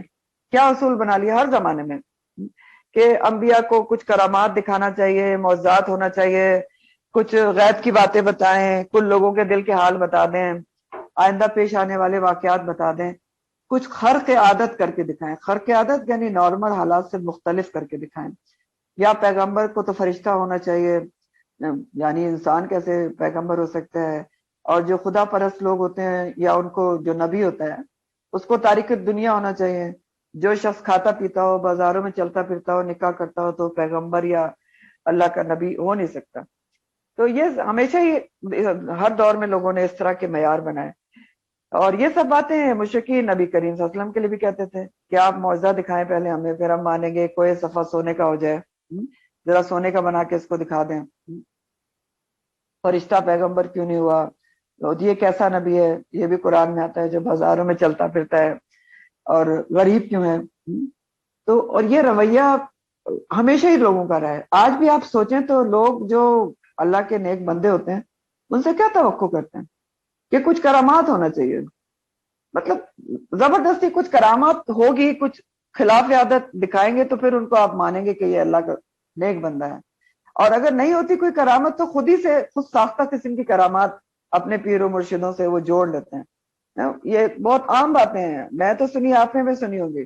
ایک صاحب نے مجھے کہا، کوئی ہیں جاننے والے، انہوں نے کوئی مرشد بنائے ہوئے ہیں، انہوں نے میرے سامنے بیٹھ کے بتا رہے ہیں کہ جی ہمارے مرشد تو ایسے ہیں کہ میں گیا ہوا تھا عمرے پر، تو میں نے دیکھا کہ مرشد جو طواف کرے تو میں نے ان کو فون کیا کہ آپ کیا یہاں موجود ہیں؟ تھوڑا دور تھے تو انہوں نے کہا نہیں میں تو وہیں پر ہوں پاکستان میں اپنے آستانے پر. تو یہ ان کی کرامت تھی نازل اللہ. تو بہرحال تو یہ ایک سائیکی ہے لوگوں کی ہر زمانے میں کہ جو اللہ کا بندہ ہے تو وہ کچھ ایسا کچھ خلاف عادت کر کے دکھائے. تو یہی سب کچھ وہ نبی کریم صلی اللہ علیہ وسلم سے بھی کہتے تھے. تو اللہ تعالیٰ نے آپ کی زبانی کہلوا دیا کہ آپ ذرا ان سے پوچھیں کہ میں نے تم سے یہ کب کہا ہے، میں یہ کب دعویٰ کرتا ہوں کہ میرے پاس اللہ کے خزانے ہیں، خزائن اللہ، کہ میں اللہ کے خزانوں میں سے کچھ لے کے تمہارے لیے کوئی صفحہ سونے کا بنا دوں. خزانے تو اللہ ہی کے پاس ہیں، تو مجھ سے کیوں مانگتے ہو؟ میں نے تو کہا ہی نہیں کہ میرے پاس اللہ کے خزانے اس کے پاس ہیں. ہر قسم کا تصرف بھی اسی کا ہے تو اسی سے مانگو، وہ چاہے گا تو بنا دے گا. تو نبی کریم صلی اللہ علیہ وسلم نے اپنی مرضی سے فقر کو پسند کیا تھا، غریبی کو، ورنہ اللہ تعالیٰ تو ان کو بہت کچھ دے سکتے تھے، اللہ کے محبوب تھے. تو انہوں نے پسند کیا تھا ایسی زندگی کو اور ہمیں سکھانے کے لیے پسند کیا تھا. اور دوسری بات ہے کہ آپ سے کہلوایا گیا کہ میں غیب کی بات بھی نہیں جانتا ہوں، ولا عالم الغیبہ، کہ میں غیب کی بات کو نہیں جانتا ہوں کہ تمہیں دلوں کا حال بتا دوں، آئندہ آنے والے واقعات بتا دوں. ایسا بھی ہوتا تھا نا، وہ کہتے تھے اچھا یہ بتائیے کیا ہوا تھا پچھلے، بتائیے آئندہ کے بتائیے. تو کہا کہ میں تو نہیں غیب کی باتیں جانتا کہ آپ کو آئندہ کے واقعات بتا دوں، یہ بتا دوں کہ کس نے چوری کی، کس نے نہیں کی، کون کیا سوچتا ہے کیا نہیں سوچتا. تو میں نے تو ایسا کوئی دعویٰ نہیں کیا کہ میں غیب جانتا ہوں. اور نمبر 3، نہ ہی میں فرشتہ ہوں. میں نے کب کہا ہے کہ میں ملک ہوں؟ ولا اقول لکم انی ملک. تو میں نے تو کہا ہی نہیں کہ میں فرشتہ ہوں اس لیے کھانے پینے کی اور چلنے پھرنے کی اور نکاح کی مجھے حاجت نہ ہو، میں بھی انسان ہوں. اور یا میں نے کب کہا کہ میں فرشتہ ہوں اس لیے میں تمہیں کوئی خلاف عادت چیز دکھا دوں جس سے تمہیں میری صداقت کا یقین ہو جائے. تو میں بھی انسان ہوں اور میرے فرائض یہ ہیں کہ میں لوگوں کو خوشخبری بھی دوں کہ اگر وہ ایمان لائیں گے اور اللہ کی مانیں گے تو ان کے لیے جنت ہے، اور انکار کرنے والوں کو ڈراؤں. مبشرین اور منذرین والا کام ہے میرا. ہاں مجھ میں اور تم میں ایک بہت بڑا فرق ضرور ہے. انسان تو ہوں، انا بشر مثلکم، لیکن ایک بہت بڑا فرق ہے تم میں اور مجھ میں کہ اللہ تعالیٰ نے مجھے یہ فضیلت دی ہے، یہ شرف دیا ہے کہ ان اتبعو، میں صرف پیروی کرتا ہوں اس چیز کے الا ما یوحا الیہ، جو وہی کیا جاتا ہے میری طرف. یہ جو میں تمہیں باتیں بتاتا ہوں یہ بہت بڑا فرق ہے تم میں اور مجھ میں کہ وہ وحی الہی پر مبنی ہوتی ہیں، اللہ کے علم پر مبنی ہوتی ہیں، اللہ کے کامل علم پر مبنی ہوتی ہیں، یعنی یقینی علم کے اوپر مبنی ہوتی ہیں جو اللہ تعالیٰ مجھے دے رہا ہے.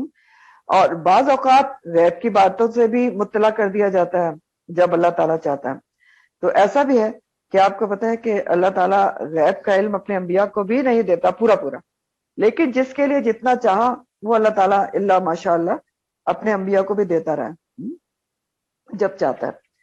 تو یہ آپ دیکھ لیں کہ نبی کریم صلی اللہ علیہ وسلم کو جبرائیل علیہ السلام اصلی حالت میں 2 دفعہ دکھائے گئے، جو ظاہر فرشتے عالم غیب سے تعلق رکھتے ہیں نا. اور جنت اور دوزخ کی سیر کرائے گی معراج کے موقع پر، ساری چیزیں دکھائی گئی، جنت دوزخ بھی غیب ہے. تو اپنی مرضی سے اللہ تعالیٰ چن کر بعض غیب کی چیزیں اپنے انبیاء کو دکھا دیتا ہے، اور یہ مکمل طور پر اللہ کے اذن پر منحصر ہوتا ہے. ورنہ پورا غیب کا علم تو نبی کو بھی نہیں دیا گیا. آپ کو پتا ہے کہ جیسے قیامت کا علم ہے، قرآن میں آتا ہے نا کہ قیامت کا علم کسی کے پاس بھی نہیں ہے، صرف اللہ تعالیٰ ہی اس کے بارے میں جانتے ہیں، قیامت کے بارے میں. تو جتنا چاہا اتنا دیا گیا. تو بہرحال یہاں پر اللہ نبی کریم صلی اللہ علیہ وسلم فرما رہے ہیں کہ ان اتبع الا ما یوحی الیہ، کہ میں تو میرے تم میں اور مجھ میں واضح فرق یہ ہے، بہت بڑا فرق یہ ہے کہ میں اللہ تعالیٰ کے احکامات کے مطابق کام کرتا ہوں، مکمل طور پر وحی الہی کی پیروی کرتا ہوں، اس کے مطابق کام کرتا ہوں. اور وحی جو ہے جو نبی کریم صلی اللہ علیہ وسلم پر آتی تھی وہ دو قسم کی ہے، وحی الہی، ایک قرآن اور ایک حدیث، دونوں شامل ہیں یوحی الیہ میں. قرآن جو ہے اس کو وحی مطلوع کہا جاتا ہے، جس کی تلاوت کی جاتی ہے تلاوت سے، اور جو حدیث ہے اس کو وحی غیر مطلوع کہا جاتا ہے. تو مطلب کیا ہے اس کا کہ نبی کریم صلی اللہ علیہ وسلم سے یہ کہلوایا جا رہا ہے کہ میں نے اس قسم کی چیزوں کا تم سے دعویٰ کب کیا ہے؟ کب دعویٰ کیا تم سے کہ میں یہ ہوں، میں فرشتہ ہوں، یا میرے پاس اللہ کے خزانے ہیں، یا میں غیب کا علم جانتا ہوں؟ اگر کیا ہوتا تو تم اس قسم کے مطالبات مجھ سے کرتے. میں نے تو ایسا کچھ کہا ہی نہیں تم سے، تو کیوں تم مجھ سے یہ مطالبات کر رہے ہو؟ پھر کہا گیا اگر آپ ان سے پوچھئے قل هل يستوي الاعمى والبصير، کہ ان سے پوچھئے کیا برابر ہو سکتے ہیں اندھا اور دیکھنے والا؟ افلا تتفکرون، کیا بلا تم غور و فکر نہیں کرتے؟ آپ ان سے پوچھئے کہ اندھا اور دیکھنے والا برابر ہو سکتے ہیں، تو یہ جو حل ہوتا ہے نا، یہ استفہام انکاری کہلاتا ہے. اس کا کیا مطلب ہوتا ہے؟ یعنی سوال کیا جا رہا ہوتا ہے لیکن ایسا سوال جس کا جواب انکار میں ہوتا ہے. تو حل یستوی الاعمی والبصیر کا جواب کیا ہے؟ نہیں برابر ہو سکتے. ظاہر ہے اندھا اور دیکھنے والا برابر کیسے ہو سکتے ہیں؟ تو یہی کہا جا رہا ہے کیا تم غور و فکر نہیں کرتے کہ اندھا اور دیکھنے والا برابر نہیں ہو سکتے؟ اس کا کیا مطلب ہے؟ یعنی دیکھو میں تو تمہیں وہی کچھ بتاتا ہوں، اسی پر عمل کرتا ہوں جو اللہ تعالیٰ مجھ پر وحی کرتے ہیں، اس کے احکامات کی پیروی کرتا ہوں مکمل طور پر. لیکن تم کیا کر رہے ہو؟ تمہارے عقائد اور نظریات محض وہم اور گمان پر مبنی ہے، خواہش نفس پر مبنی ہے. تو اب ذرا سوچو، افلا تتفکرون، کیا تم غور و فکر نہیں کرتے کہ ایک حق کا وحی الہی کا اتباع کر رہا ہے، دیکھنے والا ہے نا، بصیرت کی نگاہ سے دیکھنے والا ہے نا، کس کا اتباع کر رہا ہے؟ وحی الہی کا اتباع کر رہا ہے. اتبعوا الا ما یوحی الیہ. اور تم کیا کر رہے ہو؟ ایک گمراہ ہے جو ظن و گمان کا اتباع کرنے والا ہے. تو کیا یہ دونوں برابر ہو سکتے ہیں؟ ایک بصیرت کی نگاہ سے دیکھنے والا، وہی الہی کے مطابق کام کرنے والا، وہی الہی کے مطابق تم کو بتانے والا ہے، دوسرا اپنے ظن و گمان پہ چلنا چاہتا ہے، اپنے گمراہ کن عقائد پر چلنا چاہتا ہے. تو کیا یہ دونوں برابر ہو سکتے ہیں؟ افلا تتفکرون، کیا تم اس بات پہ غور و فکر نہیں کرتے؟ تو مومن اور کافر کبھی برابر نہیں ہو سکتے. ایک جو اپنی آنکھ کان دل کا استعمال کر رہا ہے، اللہ کو غور و فکر کر کے پہچان رہا ہے، دیکھ رہا ہے، اور دوسرا جو آنکھ کان دل ہوتے ہوئے بھی اندھا بنا ہوا ہے، اس کو کچھ نظر ہی نہیں آ رہا، نہ اللہ کی نشانیاں نظر آ رہی، نہ اللہ نظر آ رہا ہے. تو برابر نہیں ہو سکتے. ہدایت یافتہ اور گمراہ برابر نہیں ہو سکتے، عالم اور جاہل برابر نہیں ہو سکتے. یہی یہاں پر کہا بھی جا رہا ہے. حاصل کیا ہوتا ہے اس سے؟ ہمیں سبق کیا ملتا ہے؟ کیا باتیں پتہ چلتی ہیں؟ سب سے پہلی بات یہ پتہ چلتی ہے کہ انبیاء بھی غیب کا حال نہیں جانتے الا ماشاء اللہ، جتنا کہ اللہ ان کو دیتا ہے، اور یہ میں آپ کو بھی بتا چکی. پھر یہ کہ دوسری بات یہ کہ انبیاء بھی انسان تھے اور ان کی بنیادی ضروریات بھی تھیں، ٹھیک ہے، لیکن اس کے باوجود، انسان ہونے کے باوجود، انہوں نے اللہ کے ایک ایک حکم پر عمل کر کے دکھا دیا. تو ہمارے لیے تو اتمام حجت ہو چکی ہے کہ ہم کیسے عمل نہیں کر سکتے. وہ بھی تو انسان تھے ہماری طرح، ساری ان کی ضروریات زندگی تھیں، اور انہوں نے اس ضروریات کے ساتھ ہی نبی کریم صلی اللہ علیہ وسلم نے نکاح بھی کیا، ٹھیک ہے، بچے بھی تھے، سب کچھ تھا نا، تجارت بھی کرتے تھے. لیکن اس کے باوجود انہوں نے کیا کیا؟ ایک ایک اللہ کے حکم پر عمل کر کے دکھا دیا. اتمام حجت ہو چکا ہے ہمارے لیے.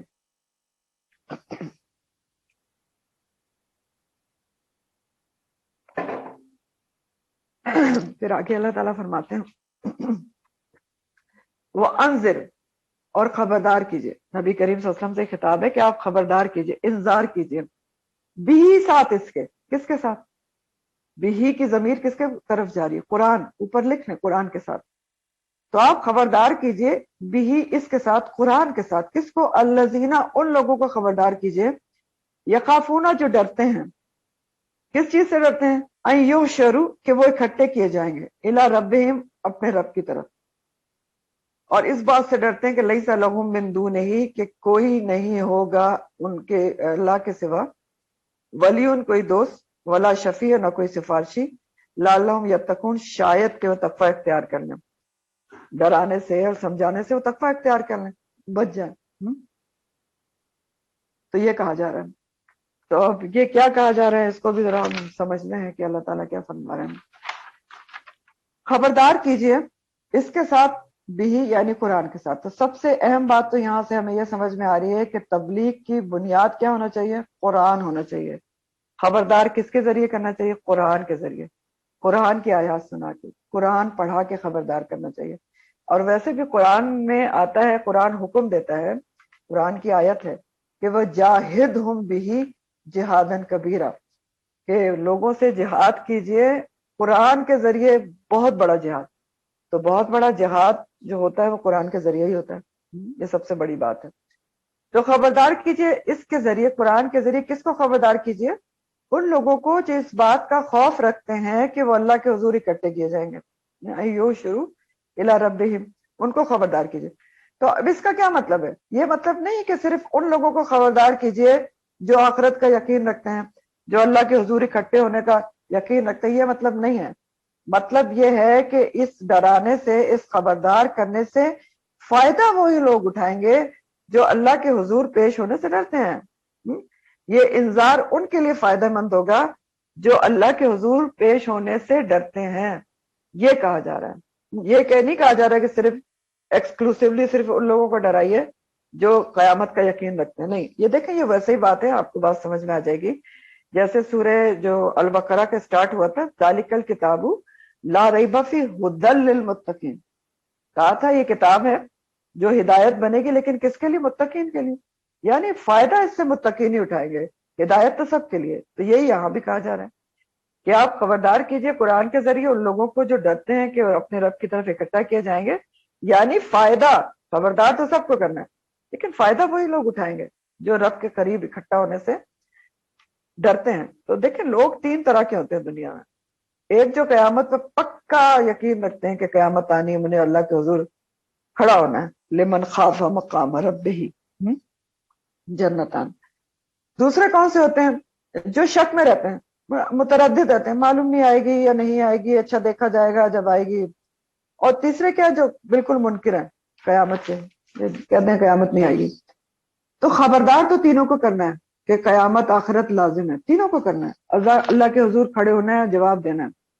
لیکن خاص طور پر جو لوگ قیامت پر یقین رکھتے ہیں ان تک بات ضرور پہنچانی ہے تاکہ وہ اپنے اعمال درست کر لیں، جیسے مسلمان لوگ ہیں، اور ان کو اعمال درست کرنے میں آسانی رہے. لعلکم تتقون، شاید وہ اور تقوی اختیار کریں اور اپنے اعمال کو سدھار کے بچ جائیں. مگر بتانا سب کو ہے، ہر کسی کو بتانا ہے، جہاں تک پہنچا سکیں. انذر بھی، کہاں تک کرنا ہے ہم نے؟ کتنے لوگوں کو کرنا ہے؟ پیچھے کیا پڑھا تھا ہم نے؟ کچھ یاد ہے؟ کہاں تک پہنچانا ہے؟ جی، قرآن کہاں تک پہنچانا ہے؟ پیچھے کیا پڑھا تھا آپ نے؟ کوئی لفظ تھا بہت، دنیا تک جب تک الفاظ قرآن کے یاد رکھا کریں. وَمَن بَلَغ آیا تھا، کہاں تک پہنچانا ہے؟ وَمَن بَلَغ، جہاں تک پہنچا سکیں وہاں تک پہنچانا. ٹھیک ہے، وَمَن بَلَغ، یہ تو آپ کے اور میری تو یاد رکھنے کا جملہ ہے. وَمَن بَلَغ، جہاں تک پہنچا سکیں وہاں تک پہنچانا. تو خبردار تو سب کو کرنا ہے. اور یہ بھی خبردار کرنا ہے، ایک تو مینلی کیا خبردار کرنا ہے کہ اللہ کے حضور اکٹھے ہونا ہے، اور وہاں پر یاد رکھو کہ اللہ کے سوا کوئی دوست، کوئی شفیع نہیں ہوگا، سفارشی نہیں ہوگا. تو خبردار کریں تاکہ لوگ تقوی اختیار کریں اور بچ جائیں. لعلکم یتقون. دوسرا یہ بھی خبردار کرنا ہے، اسی سے پتہ چل رہا ہے کہ ان لوگوں کو جو قیامت پر یقین تو رکھتے ہیں لیکن ساتھ یہ بھی عقیدہ رکھتے ہیں کہ کسی بزرگ یا پیر فقیر کی سفارش ہو جائے گی اور وہ ان کا دامن پکڑ کے جنت میں چلے جائیں گے. تو ان کی غلط فہمیاں بھی دور کر دیں کہ لیس لہم من دونہ، نہیں ہوگا اللہ کے سوا کوئی بھی ولی ولا شفیع، کوئی دوست، کوئی سفارش کرنے والا، یہ بات بھی ان کو سمجھا دیں تو شاید وہ تقوی اختیار کریں، اپنے اعمال کی فکر کریں، دوسرے پر رلائی کرنا چھوڑ دیں اور اپنے اعمال کو جمع کر کے خود بچ جائیں، لعلکم تتقون۔ تو بعض لوگ تو بالکل ہی روز قیامت، یہ جو سفارش کی بات آئی نا، کوئی سفارشی نہیں ہوگا، کوئی شفیع، تو اس کو بھی ذرا سا دیکھ لیتے ہیں۔ بعض سے گروہ ایسے بھی جو بالکل ہی روز قیامت سفارش کا انکار کر دیتے ہیں، تو ایسا نہیں ہے، سفارش ہوگی اور نبی کریم صلی اللہ علیہ وسلم کی بھی سفارش ہوگی، لیکن آپ صلی اللہ علیہ وآلہ وسلم کی سفارش دو طرح کی ہے۔ ایک کو سفارش کبریٰ یا عظمیٰ کہتے ہیں، وہ کون سی ہے کہ روز محشر جب سب لوگ کھڑے ہوں گے اور حساب شروع نہیں ہوگا، اب کھڑے ہوئے سورج سوا نیزے پہ، پسینے بہ رہے ہیں، ساری دنیا کھڑی ہے کہ کب حساب شروع ہو۔ پھر لوگ تنگ آ کے انبیاء کے پاس جائیں گے، ایک ایک کے پاس جائیں گے، آدم سے لے کر موسیٰ اور عیسیٰ سب کے پاس علیہ السلام، لیکن سب انکار کر دیں گے، سب کو نفسی نفسی کا عالم ہوگی۔ پھر نبی کریم صلی اللہ علیہ وسلم کے پاس جائیں گے لوگ، نبی کریم صلی اللہ علیہ وسلم اللہ کے عرش کے آگے سجدے میں پڑ جائیں گے، حمد و ثنا کریں گے کہ اللہ تعالیٰ سے درخواست کریں گے کہ حساب شروع ہو، اور اس کو شفاعت کبریٰ کہا جاتا ہے یا عظمیٰ۔ اور پھر اللہ تعالیٰ حساب شروع کریں گے اور سب سے پہلے مومنین کا حساب ہوگا۔ پھر اسی طرح دوسری سفارش بھی نبی کریم صلی اللہ علیہ وسلم کی ضرور ہوگی، جس کے بارے میں حدیث میں آتا ہے کہ جس کے دل میں رائی برابر بھی ایمان ہوا، اس کو آپ کی سفارش کے ذریعے آخر کار جہنم سے نکال لیا جائے گا۔ لیکن غور طلب بات یہ ہے کہ آخر کار جہنم سے نکال لیا جائے گا۔ پھر دوسرے جو لوگ ہیں وہ بھی حدیث سے ثابت ہے کہ حفاظ اور شہداء وغیرہ کی سفارش بھی ہوگی، لیکن اس سفارش کی کڑی شرائط ہیں، کڑی شرائط ہیں، ٹھیک ہے، بہت سخت اصول ہیں جو آپ پڑھ چکے ہیں۔ اللہ کے اذن کے بغیر کوئی کسی کی سفارش نہیں کر سکتا، یہ آیت الکرسی میں آتا ہے نا۔ تو اس کے بعد کیا ہے، کون کرے گا، کتنی کرے گا، کس کی کرے گا، کب کرے گا، کس گناہ کی کرے گا، یہ سب کچھ اللہ کے اذن سے ہوگا، اس کے بغیر کچھ بھی نہیں ہوگا۔ تو یہ ساری چیزیں ہیں یہاں پر، یہ اللہ تعالیٰ کہہ رہے ہیں کہ آپ ان کو بتا دیں، خبردار کریں قرآن کے ذریعے کہ یہ ان کو پتہ چل جائے، یہ بیکار کے عقیدوں کو پر زندہ نہ رہیں۔ ان کو جو لوگ خاص طور پر ڈرتے ہیں کہ وہ اکٹھا کیے جائیں گے، وہ اپنے کانسیپٹس کو کلیئر کر لیں، تقوی اختیار کریں اور اپنے اعمال خود جمع کریں تاکہ وہ بچ جائیں۔ پھر اس بعض مفسرین نے اس آیت کا ایک اور معنی بھی کیا ہے، کچھ مفسرین نے وہ معنی کیا کیا ہے کہ انہوں نے کہا کہ اس کے مخاطب مومن نہیں ہے، کافر ہیں، کیونکہ وہ اللہ کے پاس جواب دہ ہونے سے ڈرتے تو ہیں، اسی لیے انہوں نے بتوں کو سفارشی بنایا ہوا ہے۔ تو مشرکین آپ کو پتہ ہے اللہ کو مانتے تھے، وہ کہتے تھے، اب یہ قرآن میں آپ نہیں پڑھا کہ ان سے پوچھو کہ تمہیں کس نے پیدا کیا، تو کہیں گے اللہ نے۔ تو مانتے تو ہیں، مانتے تھے، لیکن بتوں کو شریک کرتے تھے اور متردد تھے، کبھی کہتے تھے قیامت آئے گی، کبھی کہتے تھے نہیں آئے گی، کبھی کہتے تھے اگر آ گئی تو بت چھڑوا لیں گے۔ تو یہاں پر کہا گیا کہ آپ ان کو بتا دیں، اچھی طرح سے سمجھا دیں کہ وہاں پر کوئی ولی اور کوئی شفیع نہیں ہوگا، تو لعلکم یتقون، تاکہ وہ شاید اللہ کا تقوی اختیار کریں، بتوں کی پرستش چھوڑ دیں اور اپنے اعمال کی فکر کریں۔ تو اس معنی کی بھی گنجائش ہے کیونکہ مفسرین نے کہا، لیکن بہرحال جو زیادہ راجے پریفرڈ معنی ہے وہ پہلا والا ہی ہے جو میں نے آپ کو سمجھا دیا۔ پھر فرمایا گیا کہ ولا، اور نہیں، تطرد الذین، تطرد الذین، نہ تم دھتکارو، تطرد کا جو لفظ ہے توئے را اور دال اس کا روٹ ہے، تورا دا کے معنی ہوتے ہیں کسی کو حقیر سمجھ کر دور کرنا، نکال دینا۔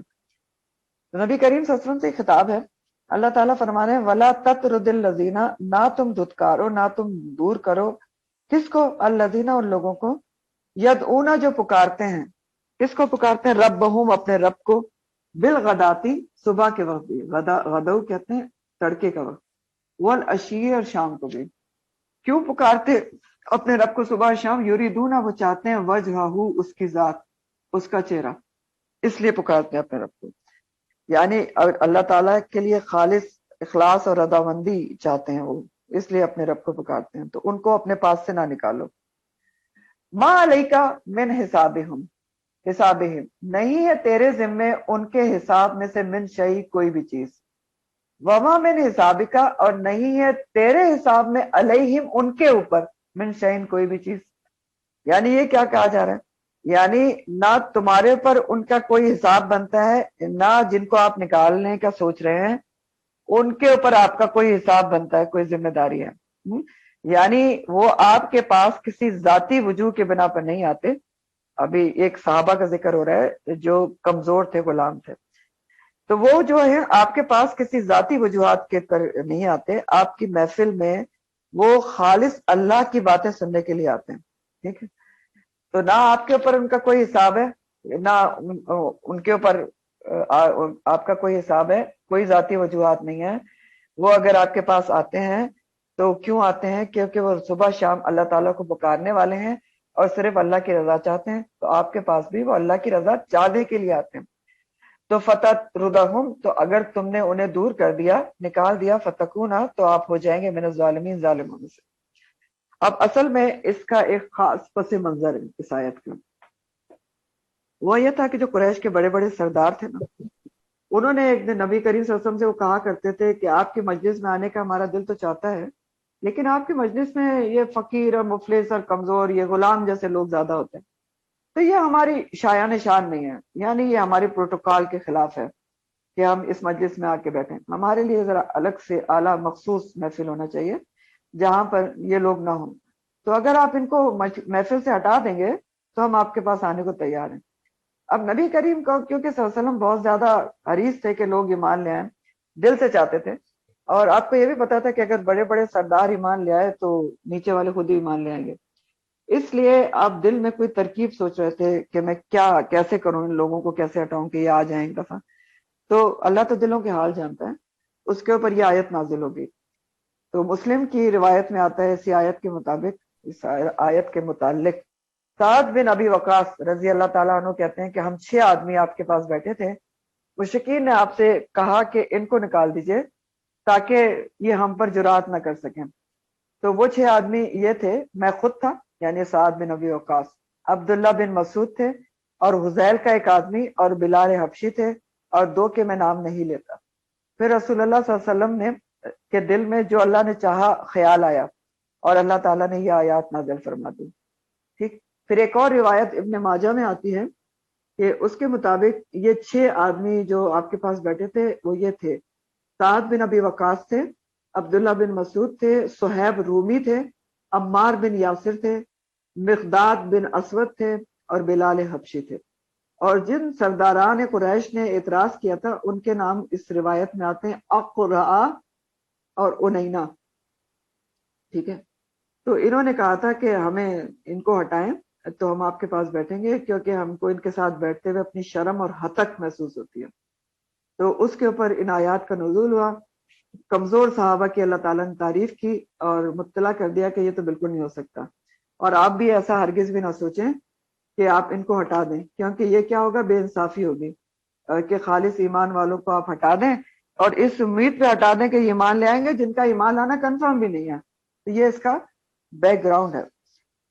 تو اللہ تعالیٰ نے یہ منع کر دیا کہ آپ غریب مسکینوں کو، غلاموں کو جو خالص ایمان والے ہیں، جو صرف اللہ کا رضا چاہتے ہیں، اللہ کو صبح شام پکارتے ہیں، وہ آپ کے پاس دین سیکھنے کے لیے آتے ہیں، ایمان لا چکے ہیں، تو آپ ان کو ان کے کہنے پہ نہ ہٹائیں جن کا ایمان کنفرم بھی نہیں ہے۔ اور اگر آپ ہٹائیں گے تو ظالموں میں سے ہو جائیں گے۔ ظالم کیسے ہو جائیں گے؟ ظلم کیا ہوتا ہے؟ کسی کو اس کا حق نہ دینا نا، وَضَعُ الشَّيْءَ فِي غَيْرِ مَحَلِّ۔ تو ظالموں میں سے ایسے ہو جائیں گے کہ ایمان والوں کی کا جو حق ہے اس میں کمی ہو جائے گی کہ آپ ان کو ہٹا دیں گے ان کی وجہ سے جو ابھی ایمان نہیں لائے ہیں، تو یہ آپ کی شایان شان نہیں ہے، تو آپ ایسا نہ کریں۔ اب سوال یہ کہ آپ سے یہ کیوں کہا گیا؟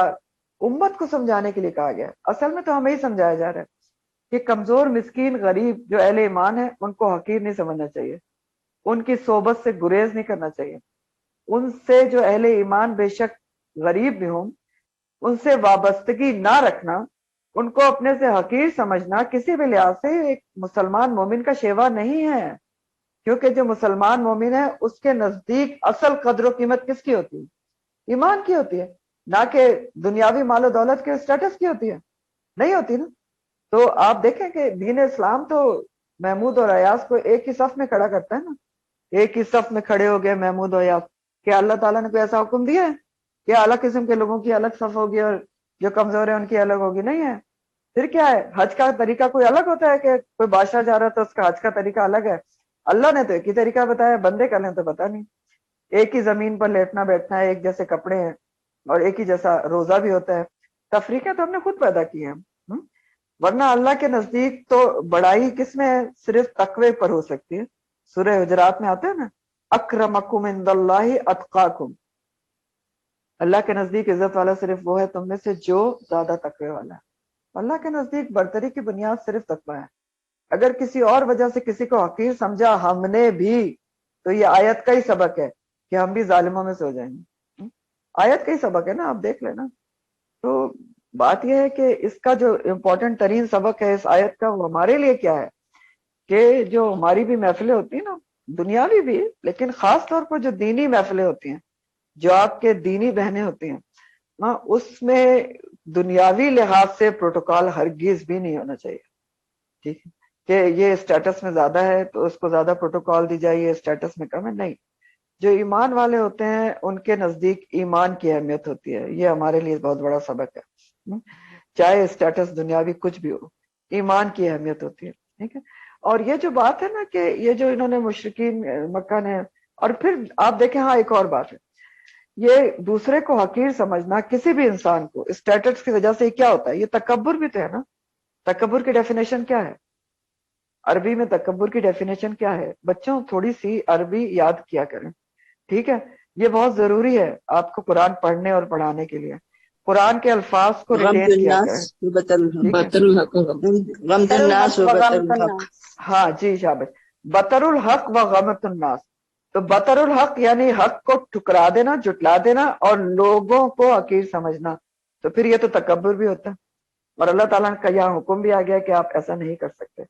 تو یہ بھی ہمارے لیے بہت بڑا سبق ہے. اور یہ صرف نبی کریم صلی اللہ علیہ وسلم سے فرمائش نہیں کی گئی تھی، یہ تو بہت سارے انبیاء کے ساتھ یہی کہا گیا کہ آپ سرداروں کو جو ہے اہمیت نہ دیں. سرداروں نے مظلوموں کو اہمیت نہ دیں اور سرداروں کو دیں. نوح علیہ السلام کو بھی کہا گیا تھا، قرآن میں ہی آتا ہے کہ نوح علیہ السلام سے سرداروں نے کہا تھا کہ وما نرا اتبعک الا الذین هم اراذلنا بادی الرأی. انہوں نے کہا کہ ہم تو دیکھتے ہیں کہ تمہیں جو پیروی کر رہے ہیں تمہاری نوح علیہ السلام، وہ تو صرف فقیر اور ایسے حقیر قسم کے لوگ ہیں جو اراذلنا ہیں، ہم میں بہت حقیر ہیں، گھٹیا ہیں، اور بادی الرأی بھی ہیں، یعنی بہت سطحی طور پر سوچتے ہیں.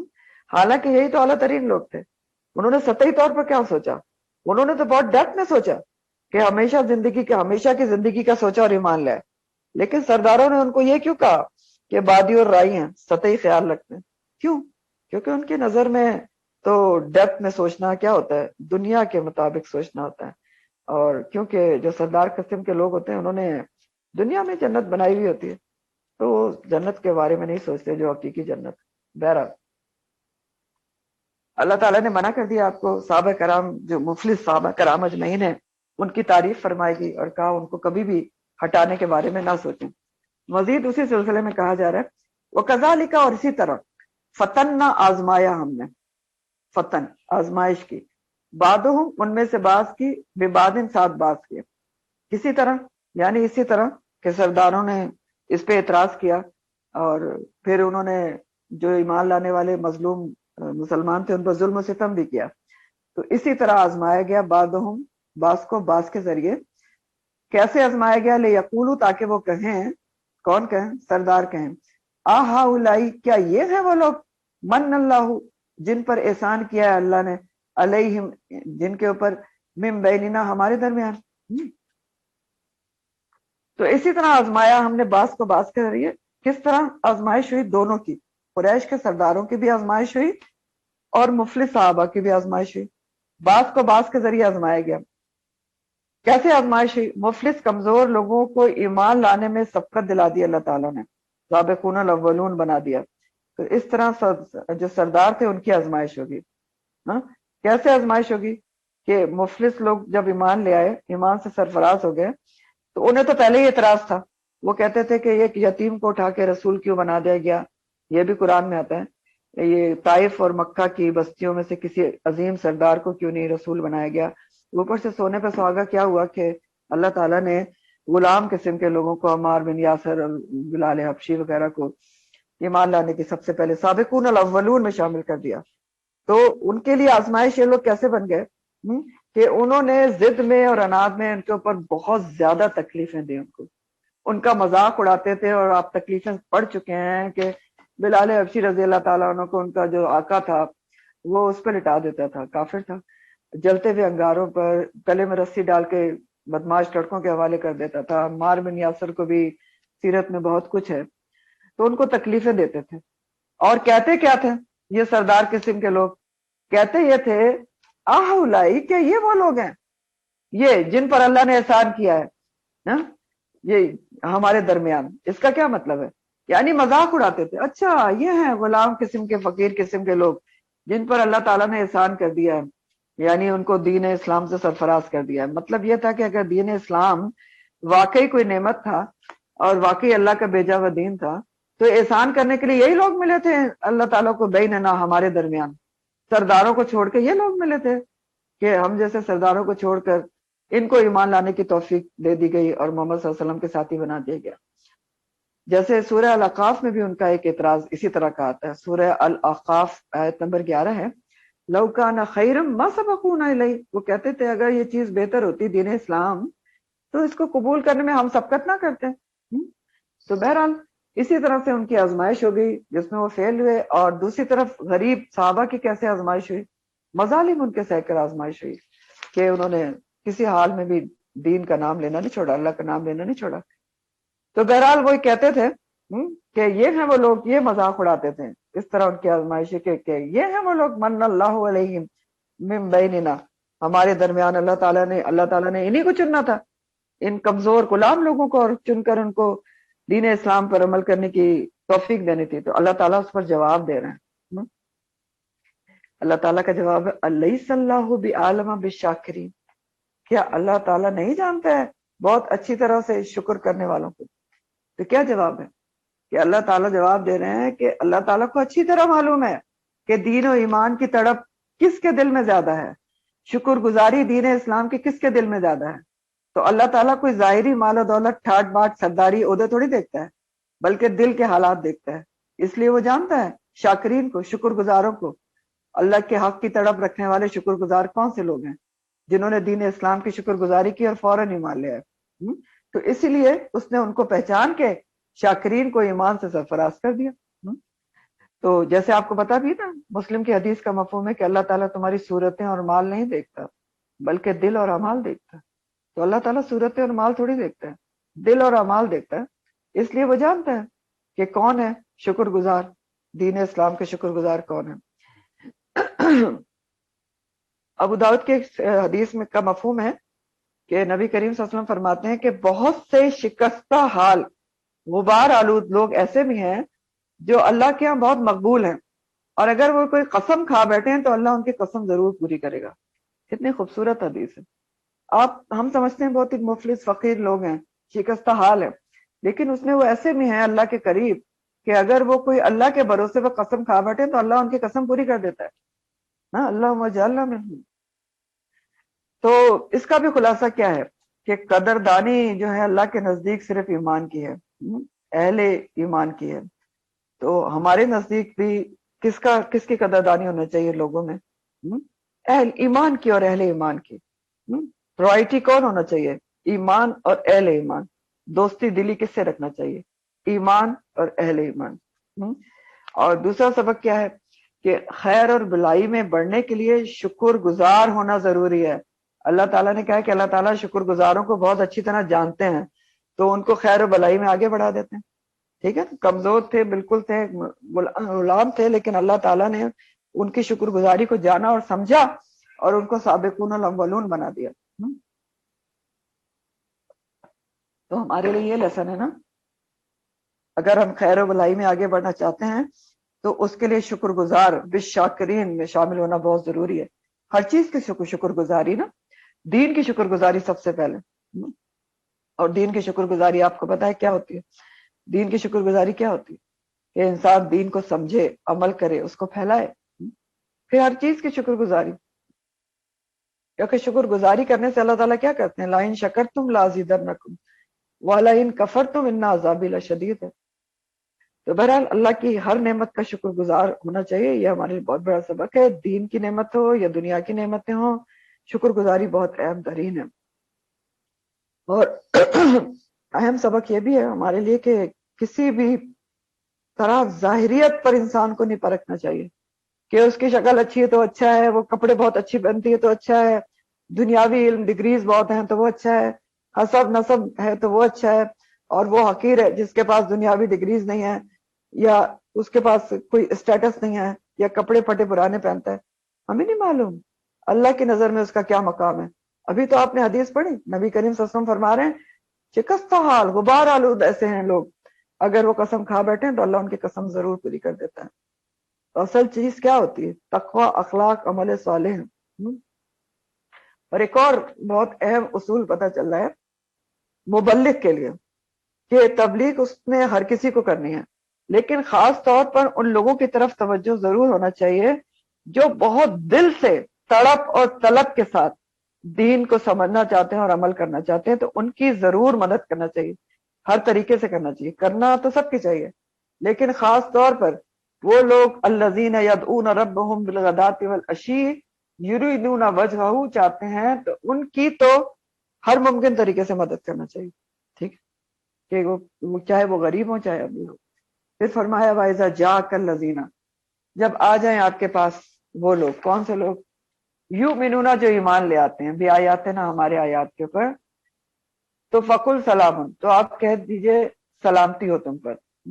کتب ربکم علی نفسہ رحمہ، اللہ تعالیٰ نے، اب تمہارے رب نے اپنے نفس کے اوپر رحمت کو لازم کر دیا ہے، تو رحمت کو نازم کر دیا۔ تو اب یہ کیا کہا جا رہا ہے؟ بہت ہی خوبصورت آیت ہے، اللہ تعالیٰ اب آپ کو اصل روش اور طریقہ بتا رہے ہیں، اور آپ کو کیا ہمیں بتا رہے ہیں، یہ ہٹانا تو نہیں ہے ایسے لوگوں کو محفل سے، مجلس سے دور تو نہیں کرنا، لیکن پھر کرنا کیا ہے؟ ویلکم کرنا ہے، ان کو پذیرائی کرنی ہے، ان کو کہنا ہے کہ آؤ، سلامتی ہو تم پر اللہ تعالیٰ کی۔ تو اس کے متعلق بھی روایات میں آتا ہے ایک کہ پس منظر کے بارے میں آتا ہے کہ مسلمانوں میں کچھ لوگ ایسے بھی تھے جو زمانے جاہلیت میں کئی گناہ کر چکے تھے، لیکن اب کیا تھا کہ اسلام لے آئے تھے اور اپنے آپ کو انہوں نے بالکل بدل لیا تھا، توبہ کر لی تھی، اصلاح کر لی تھی، اور زندگی بدل گئی تھی۔ لیکن مخالفین اسلام جب وہ مجلس میں آتے تھے تو پچھلی زندگی کے تانے دے کر ان کو پریشان کرتے تھے، جس کی وجہ سے ان کے اعمال میں رکاوٹ آتی تھی، دل برداشتہ ہو جاتے تھے، دل شکستہ ہو جاتے تھے۔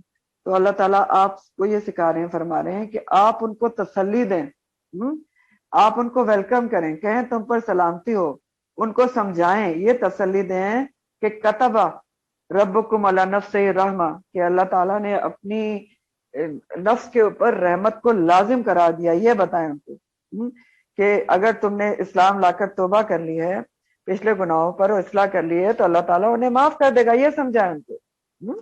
آگے دیکھیں نا کیا کہا جا رہا ہے کہ اللہ تعالیٰ نے رحمت کو اپنے اوپر کیسے لازم کر لیا ہے کہ انہو، بے شک ہو، من جو بھی، عمل اس نے کیے، منکم تم میں سے، سوءن برے عمل کیے تم میں سے کسی نے بھی جہالت، جہالت کے ساتھ برے عمل کیے، پھر اس نے کیا کیا؟ ثم تابا، پھر اس نے توبہ کر لی، من بعد ہی، اس کے بعد برے عمل کرنے کے بعد جہالت میں، وہ اصلاح، اور اصلاح بھی کر لی، فَإِنَّهُ، تو بے شک وہ غفور الرحیم ہے۔ تو یہ سمجھائیں ان کو، اور سبھی کو سمجھائیں، ان کو بھی سمجھائیں، ہمیں بھی سمجھائیں، پوری دنیا کو سمجھائیں کہ اللہ تعالیٰ نے اپنے نفس کے اوپر رحمت کو لازم کیا ہوا ہے، اس لیے جو بھی گناہ کرے گا جہالت کے ساتھ گناہ کرے گا۔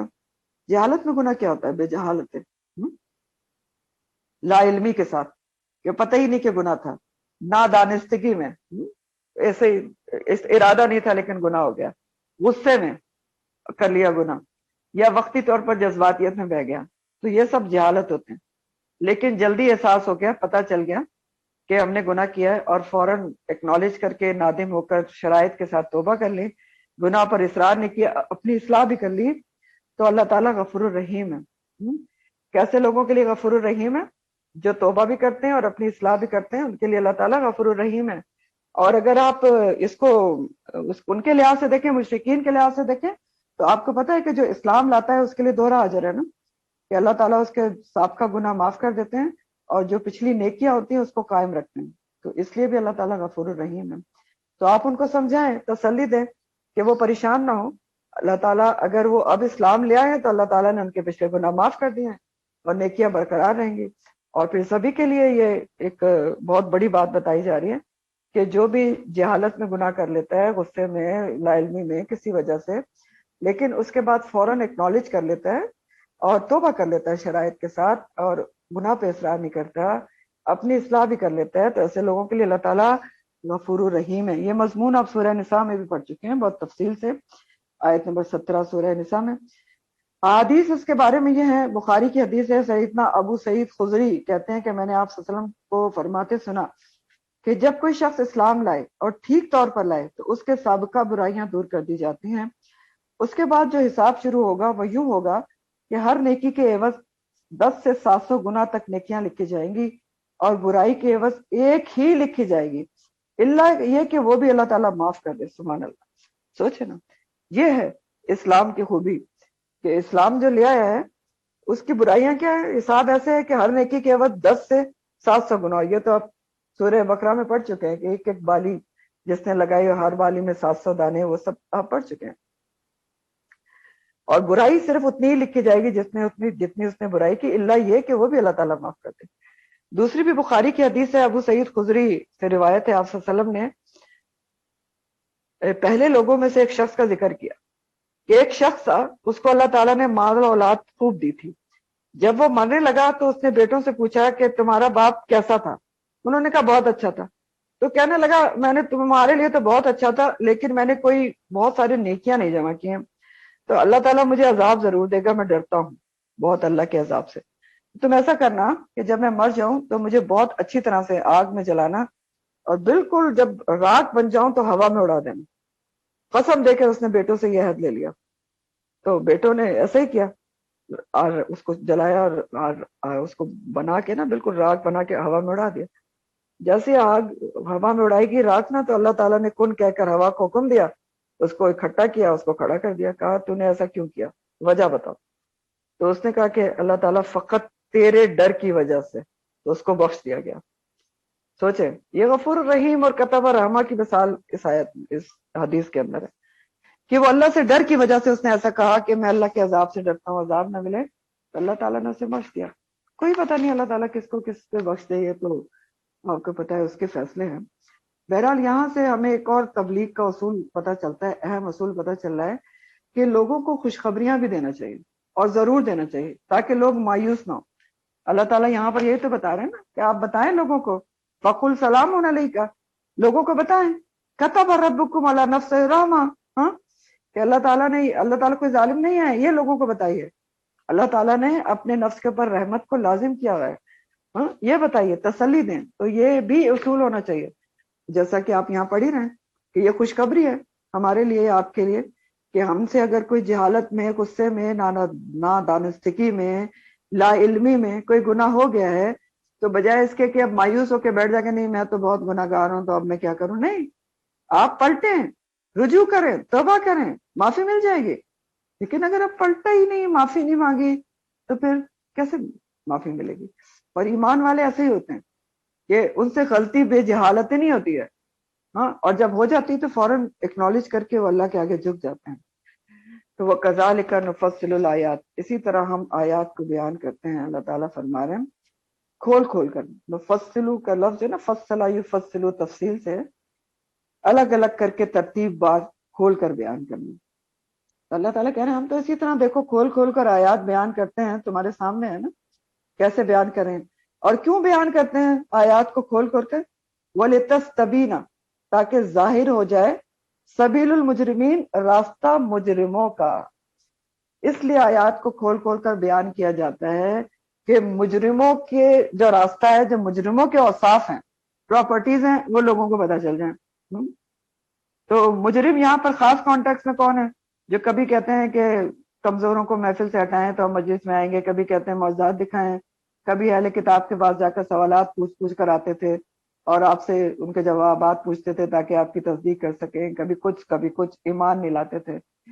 تو اللہ تعالیٰ سبیل المجرمین یہاں پر بیان کر رہا ہے, عام تعویل میں ہر کسی کے لیے بیان کی جا رہی ہے کہ دیکھو مجرموں کی یہ صفات ہوتی ہیں, ہر دور میں جو انکاری قسم کے لوگ ہوتے ہیں، جو ایمان نہیں لانا چاہتے، جو کسی بھی حکم پر عمل نہیں کرنا چاہتے، تو ان کا طریقہ یہی ہوتا ہے کہ وہ ایک کے بعد ایک بہانے، لاجکس، تعویلیں اور بحثیں کرتے ہیں کہ سبیل المجرمین پھر ہر زمانے میں ایک ہی قسم کا ہوتا ہے، کہ آج بھی ہوتا ہے نا. آپ دیکھیں جو حکم کسی کے نفس پر بھاری ہوتا ہے، اسی پر بہت زیادہ سوالات، حجتیں، آرگومنٹس اور بحثیں ہوتی ہیں.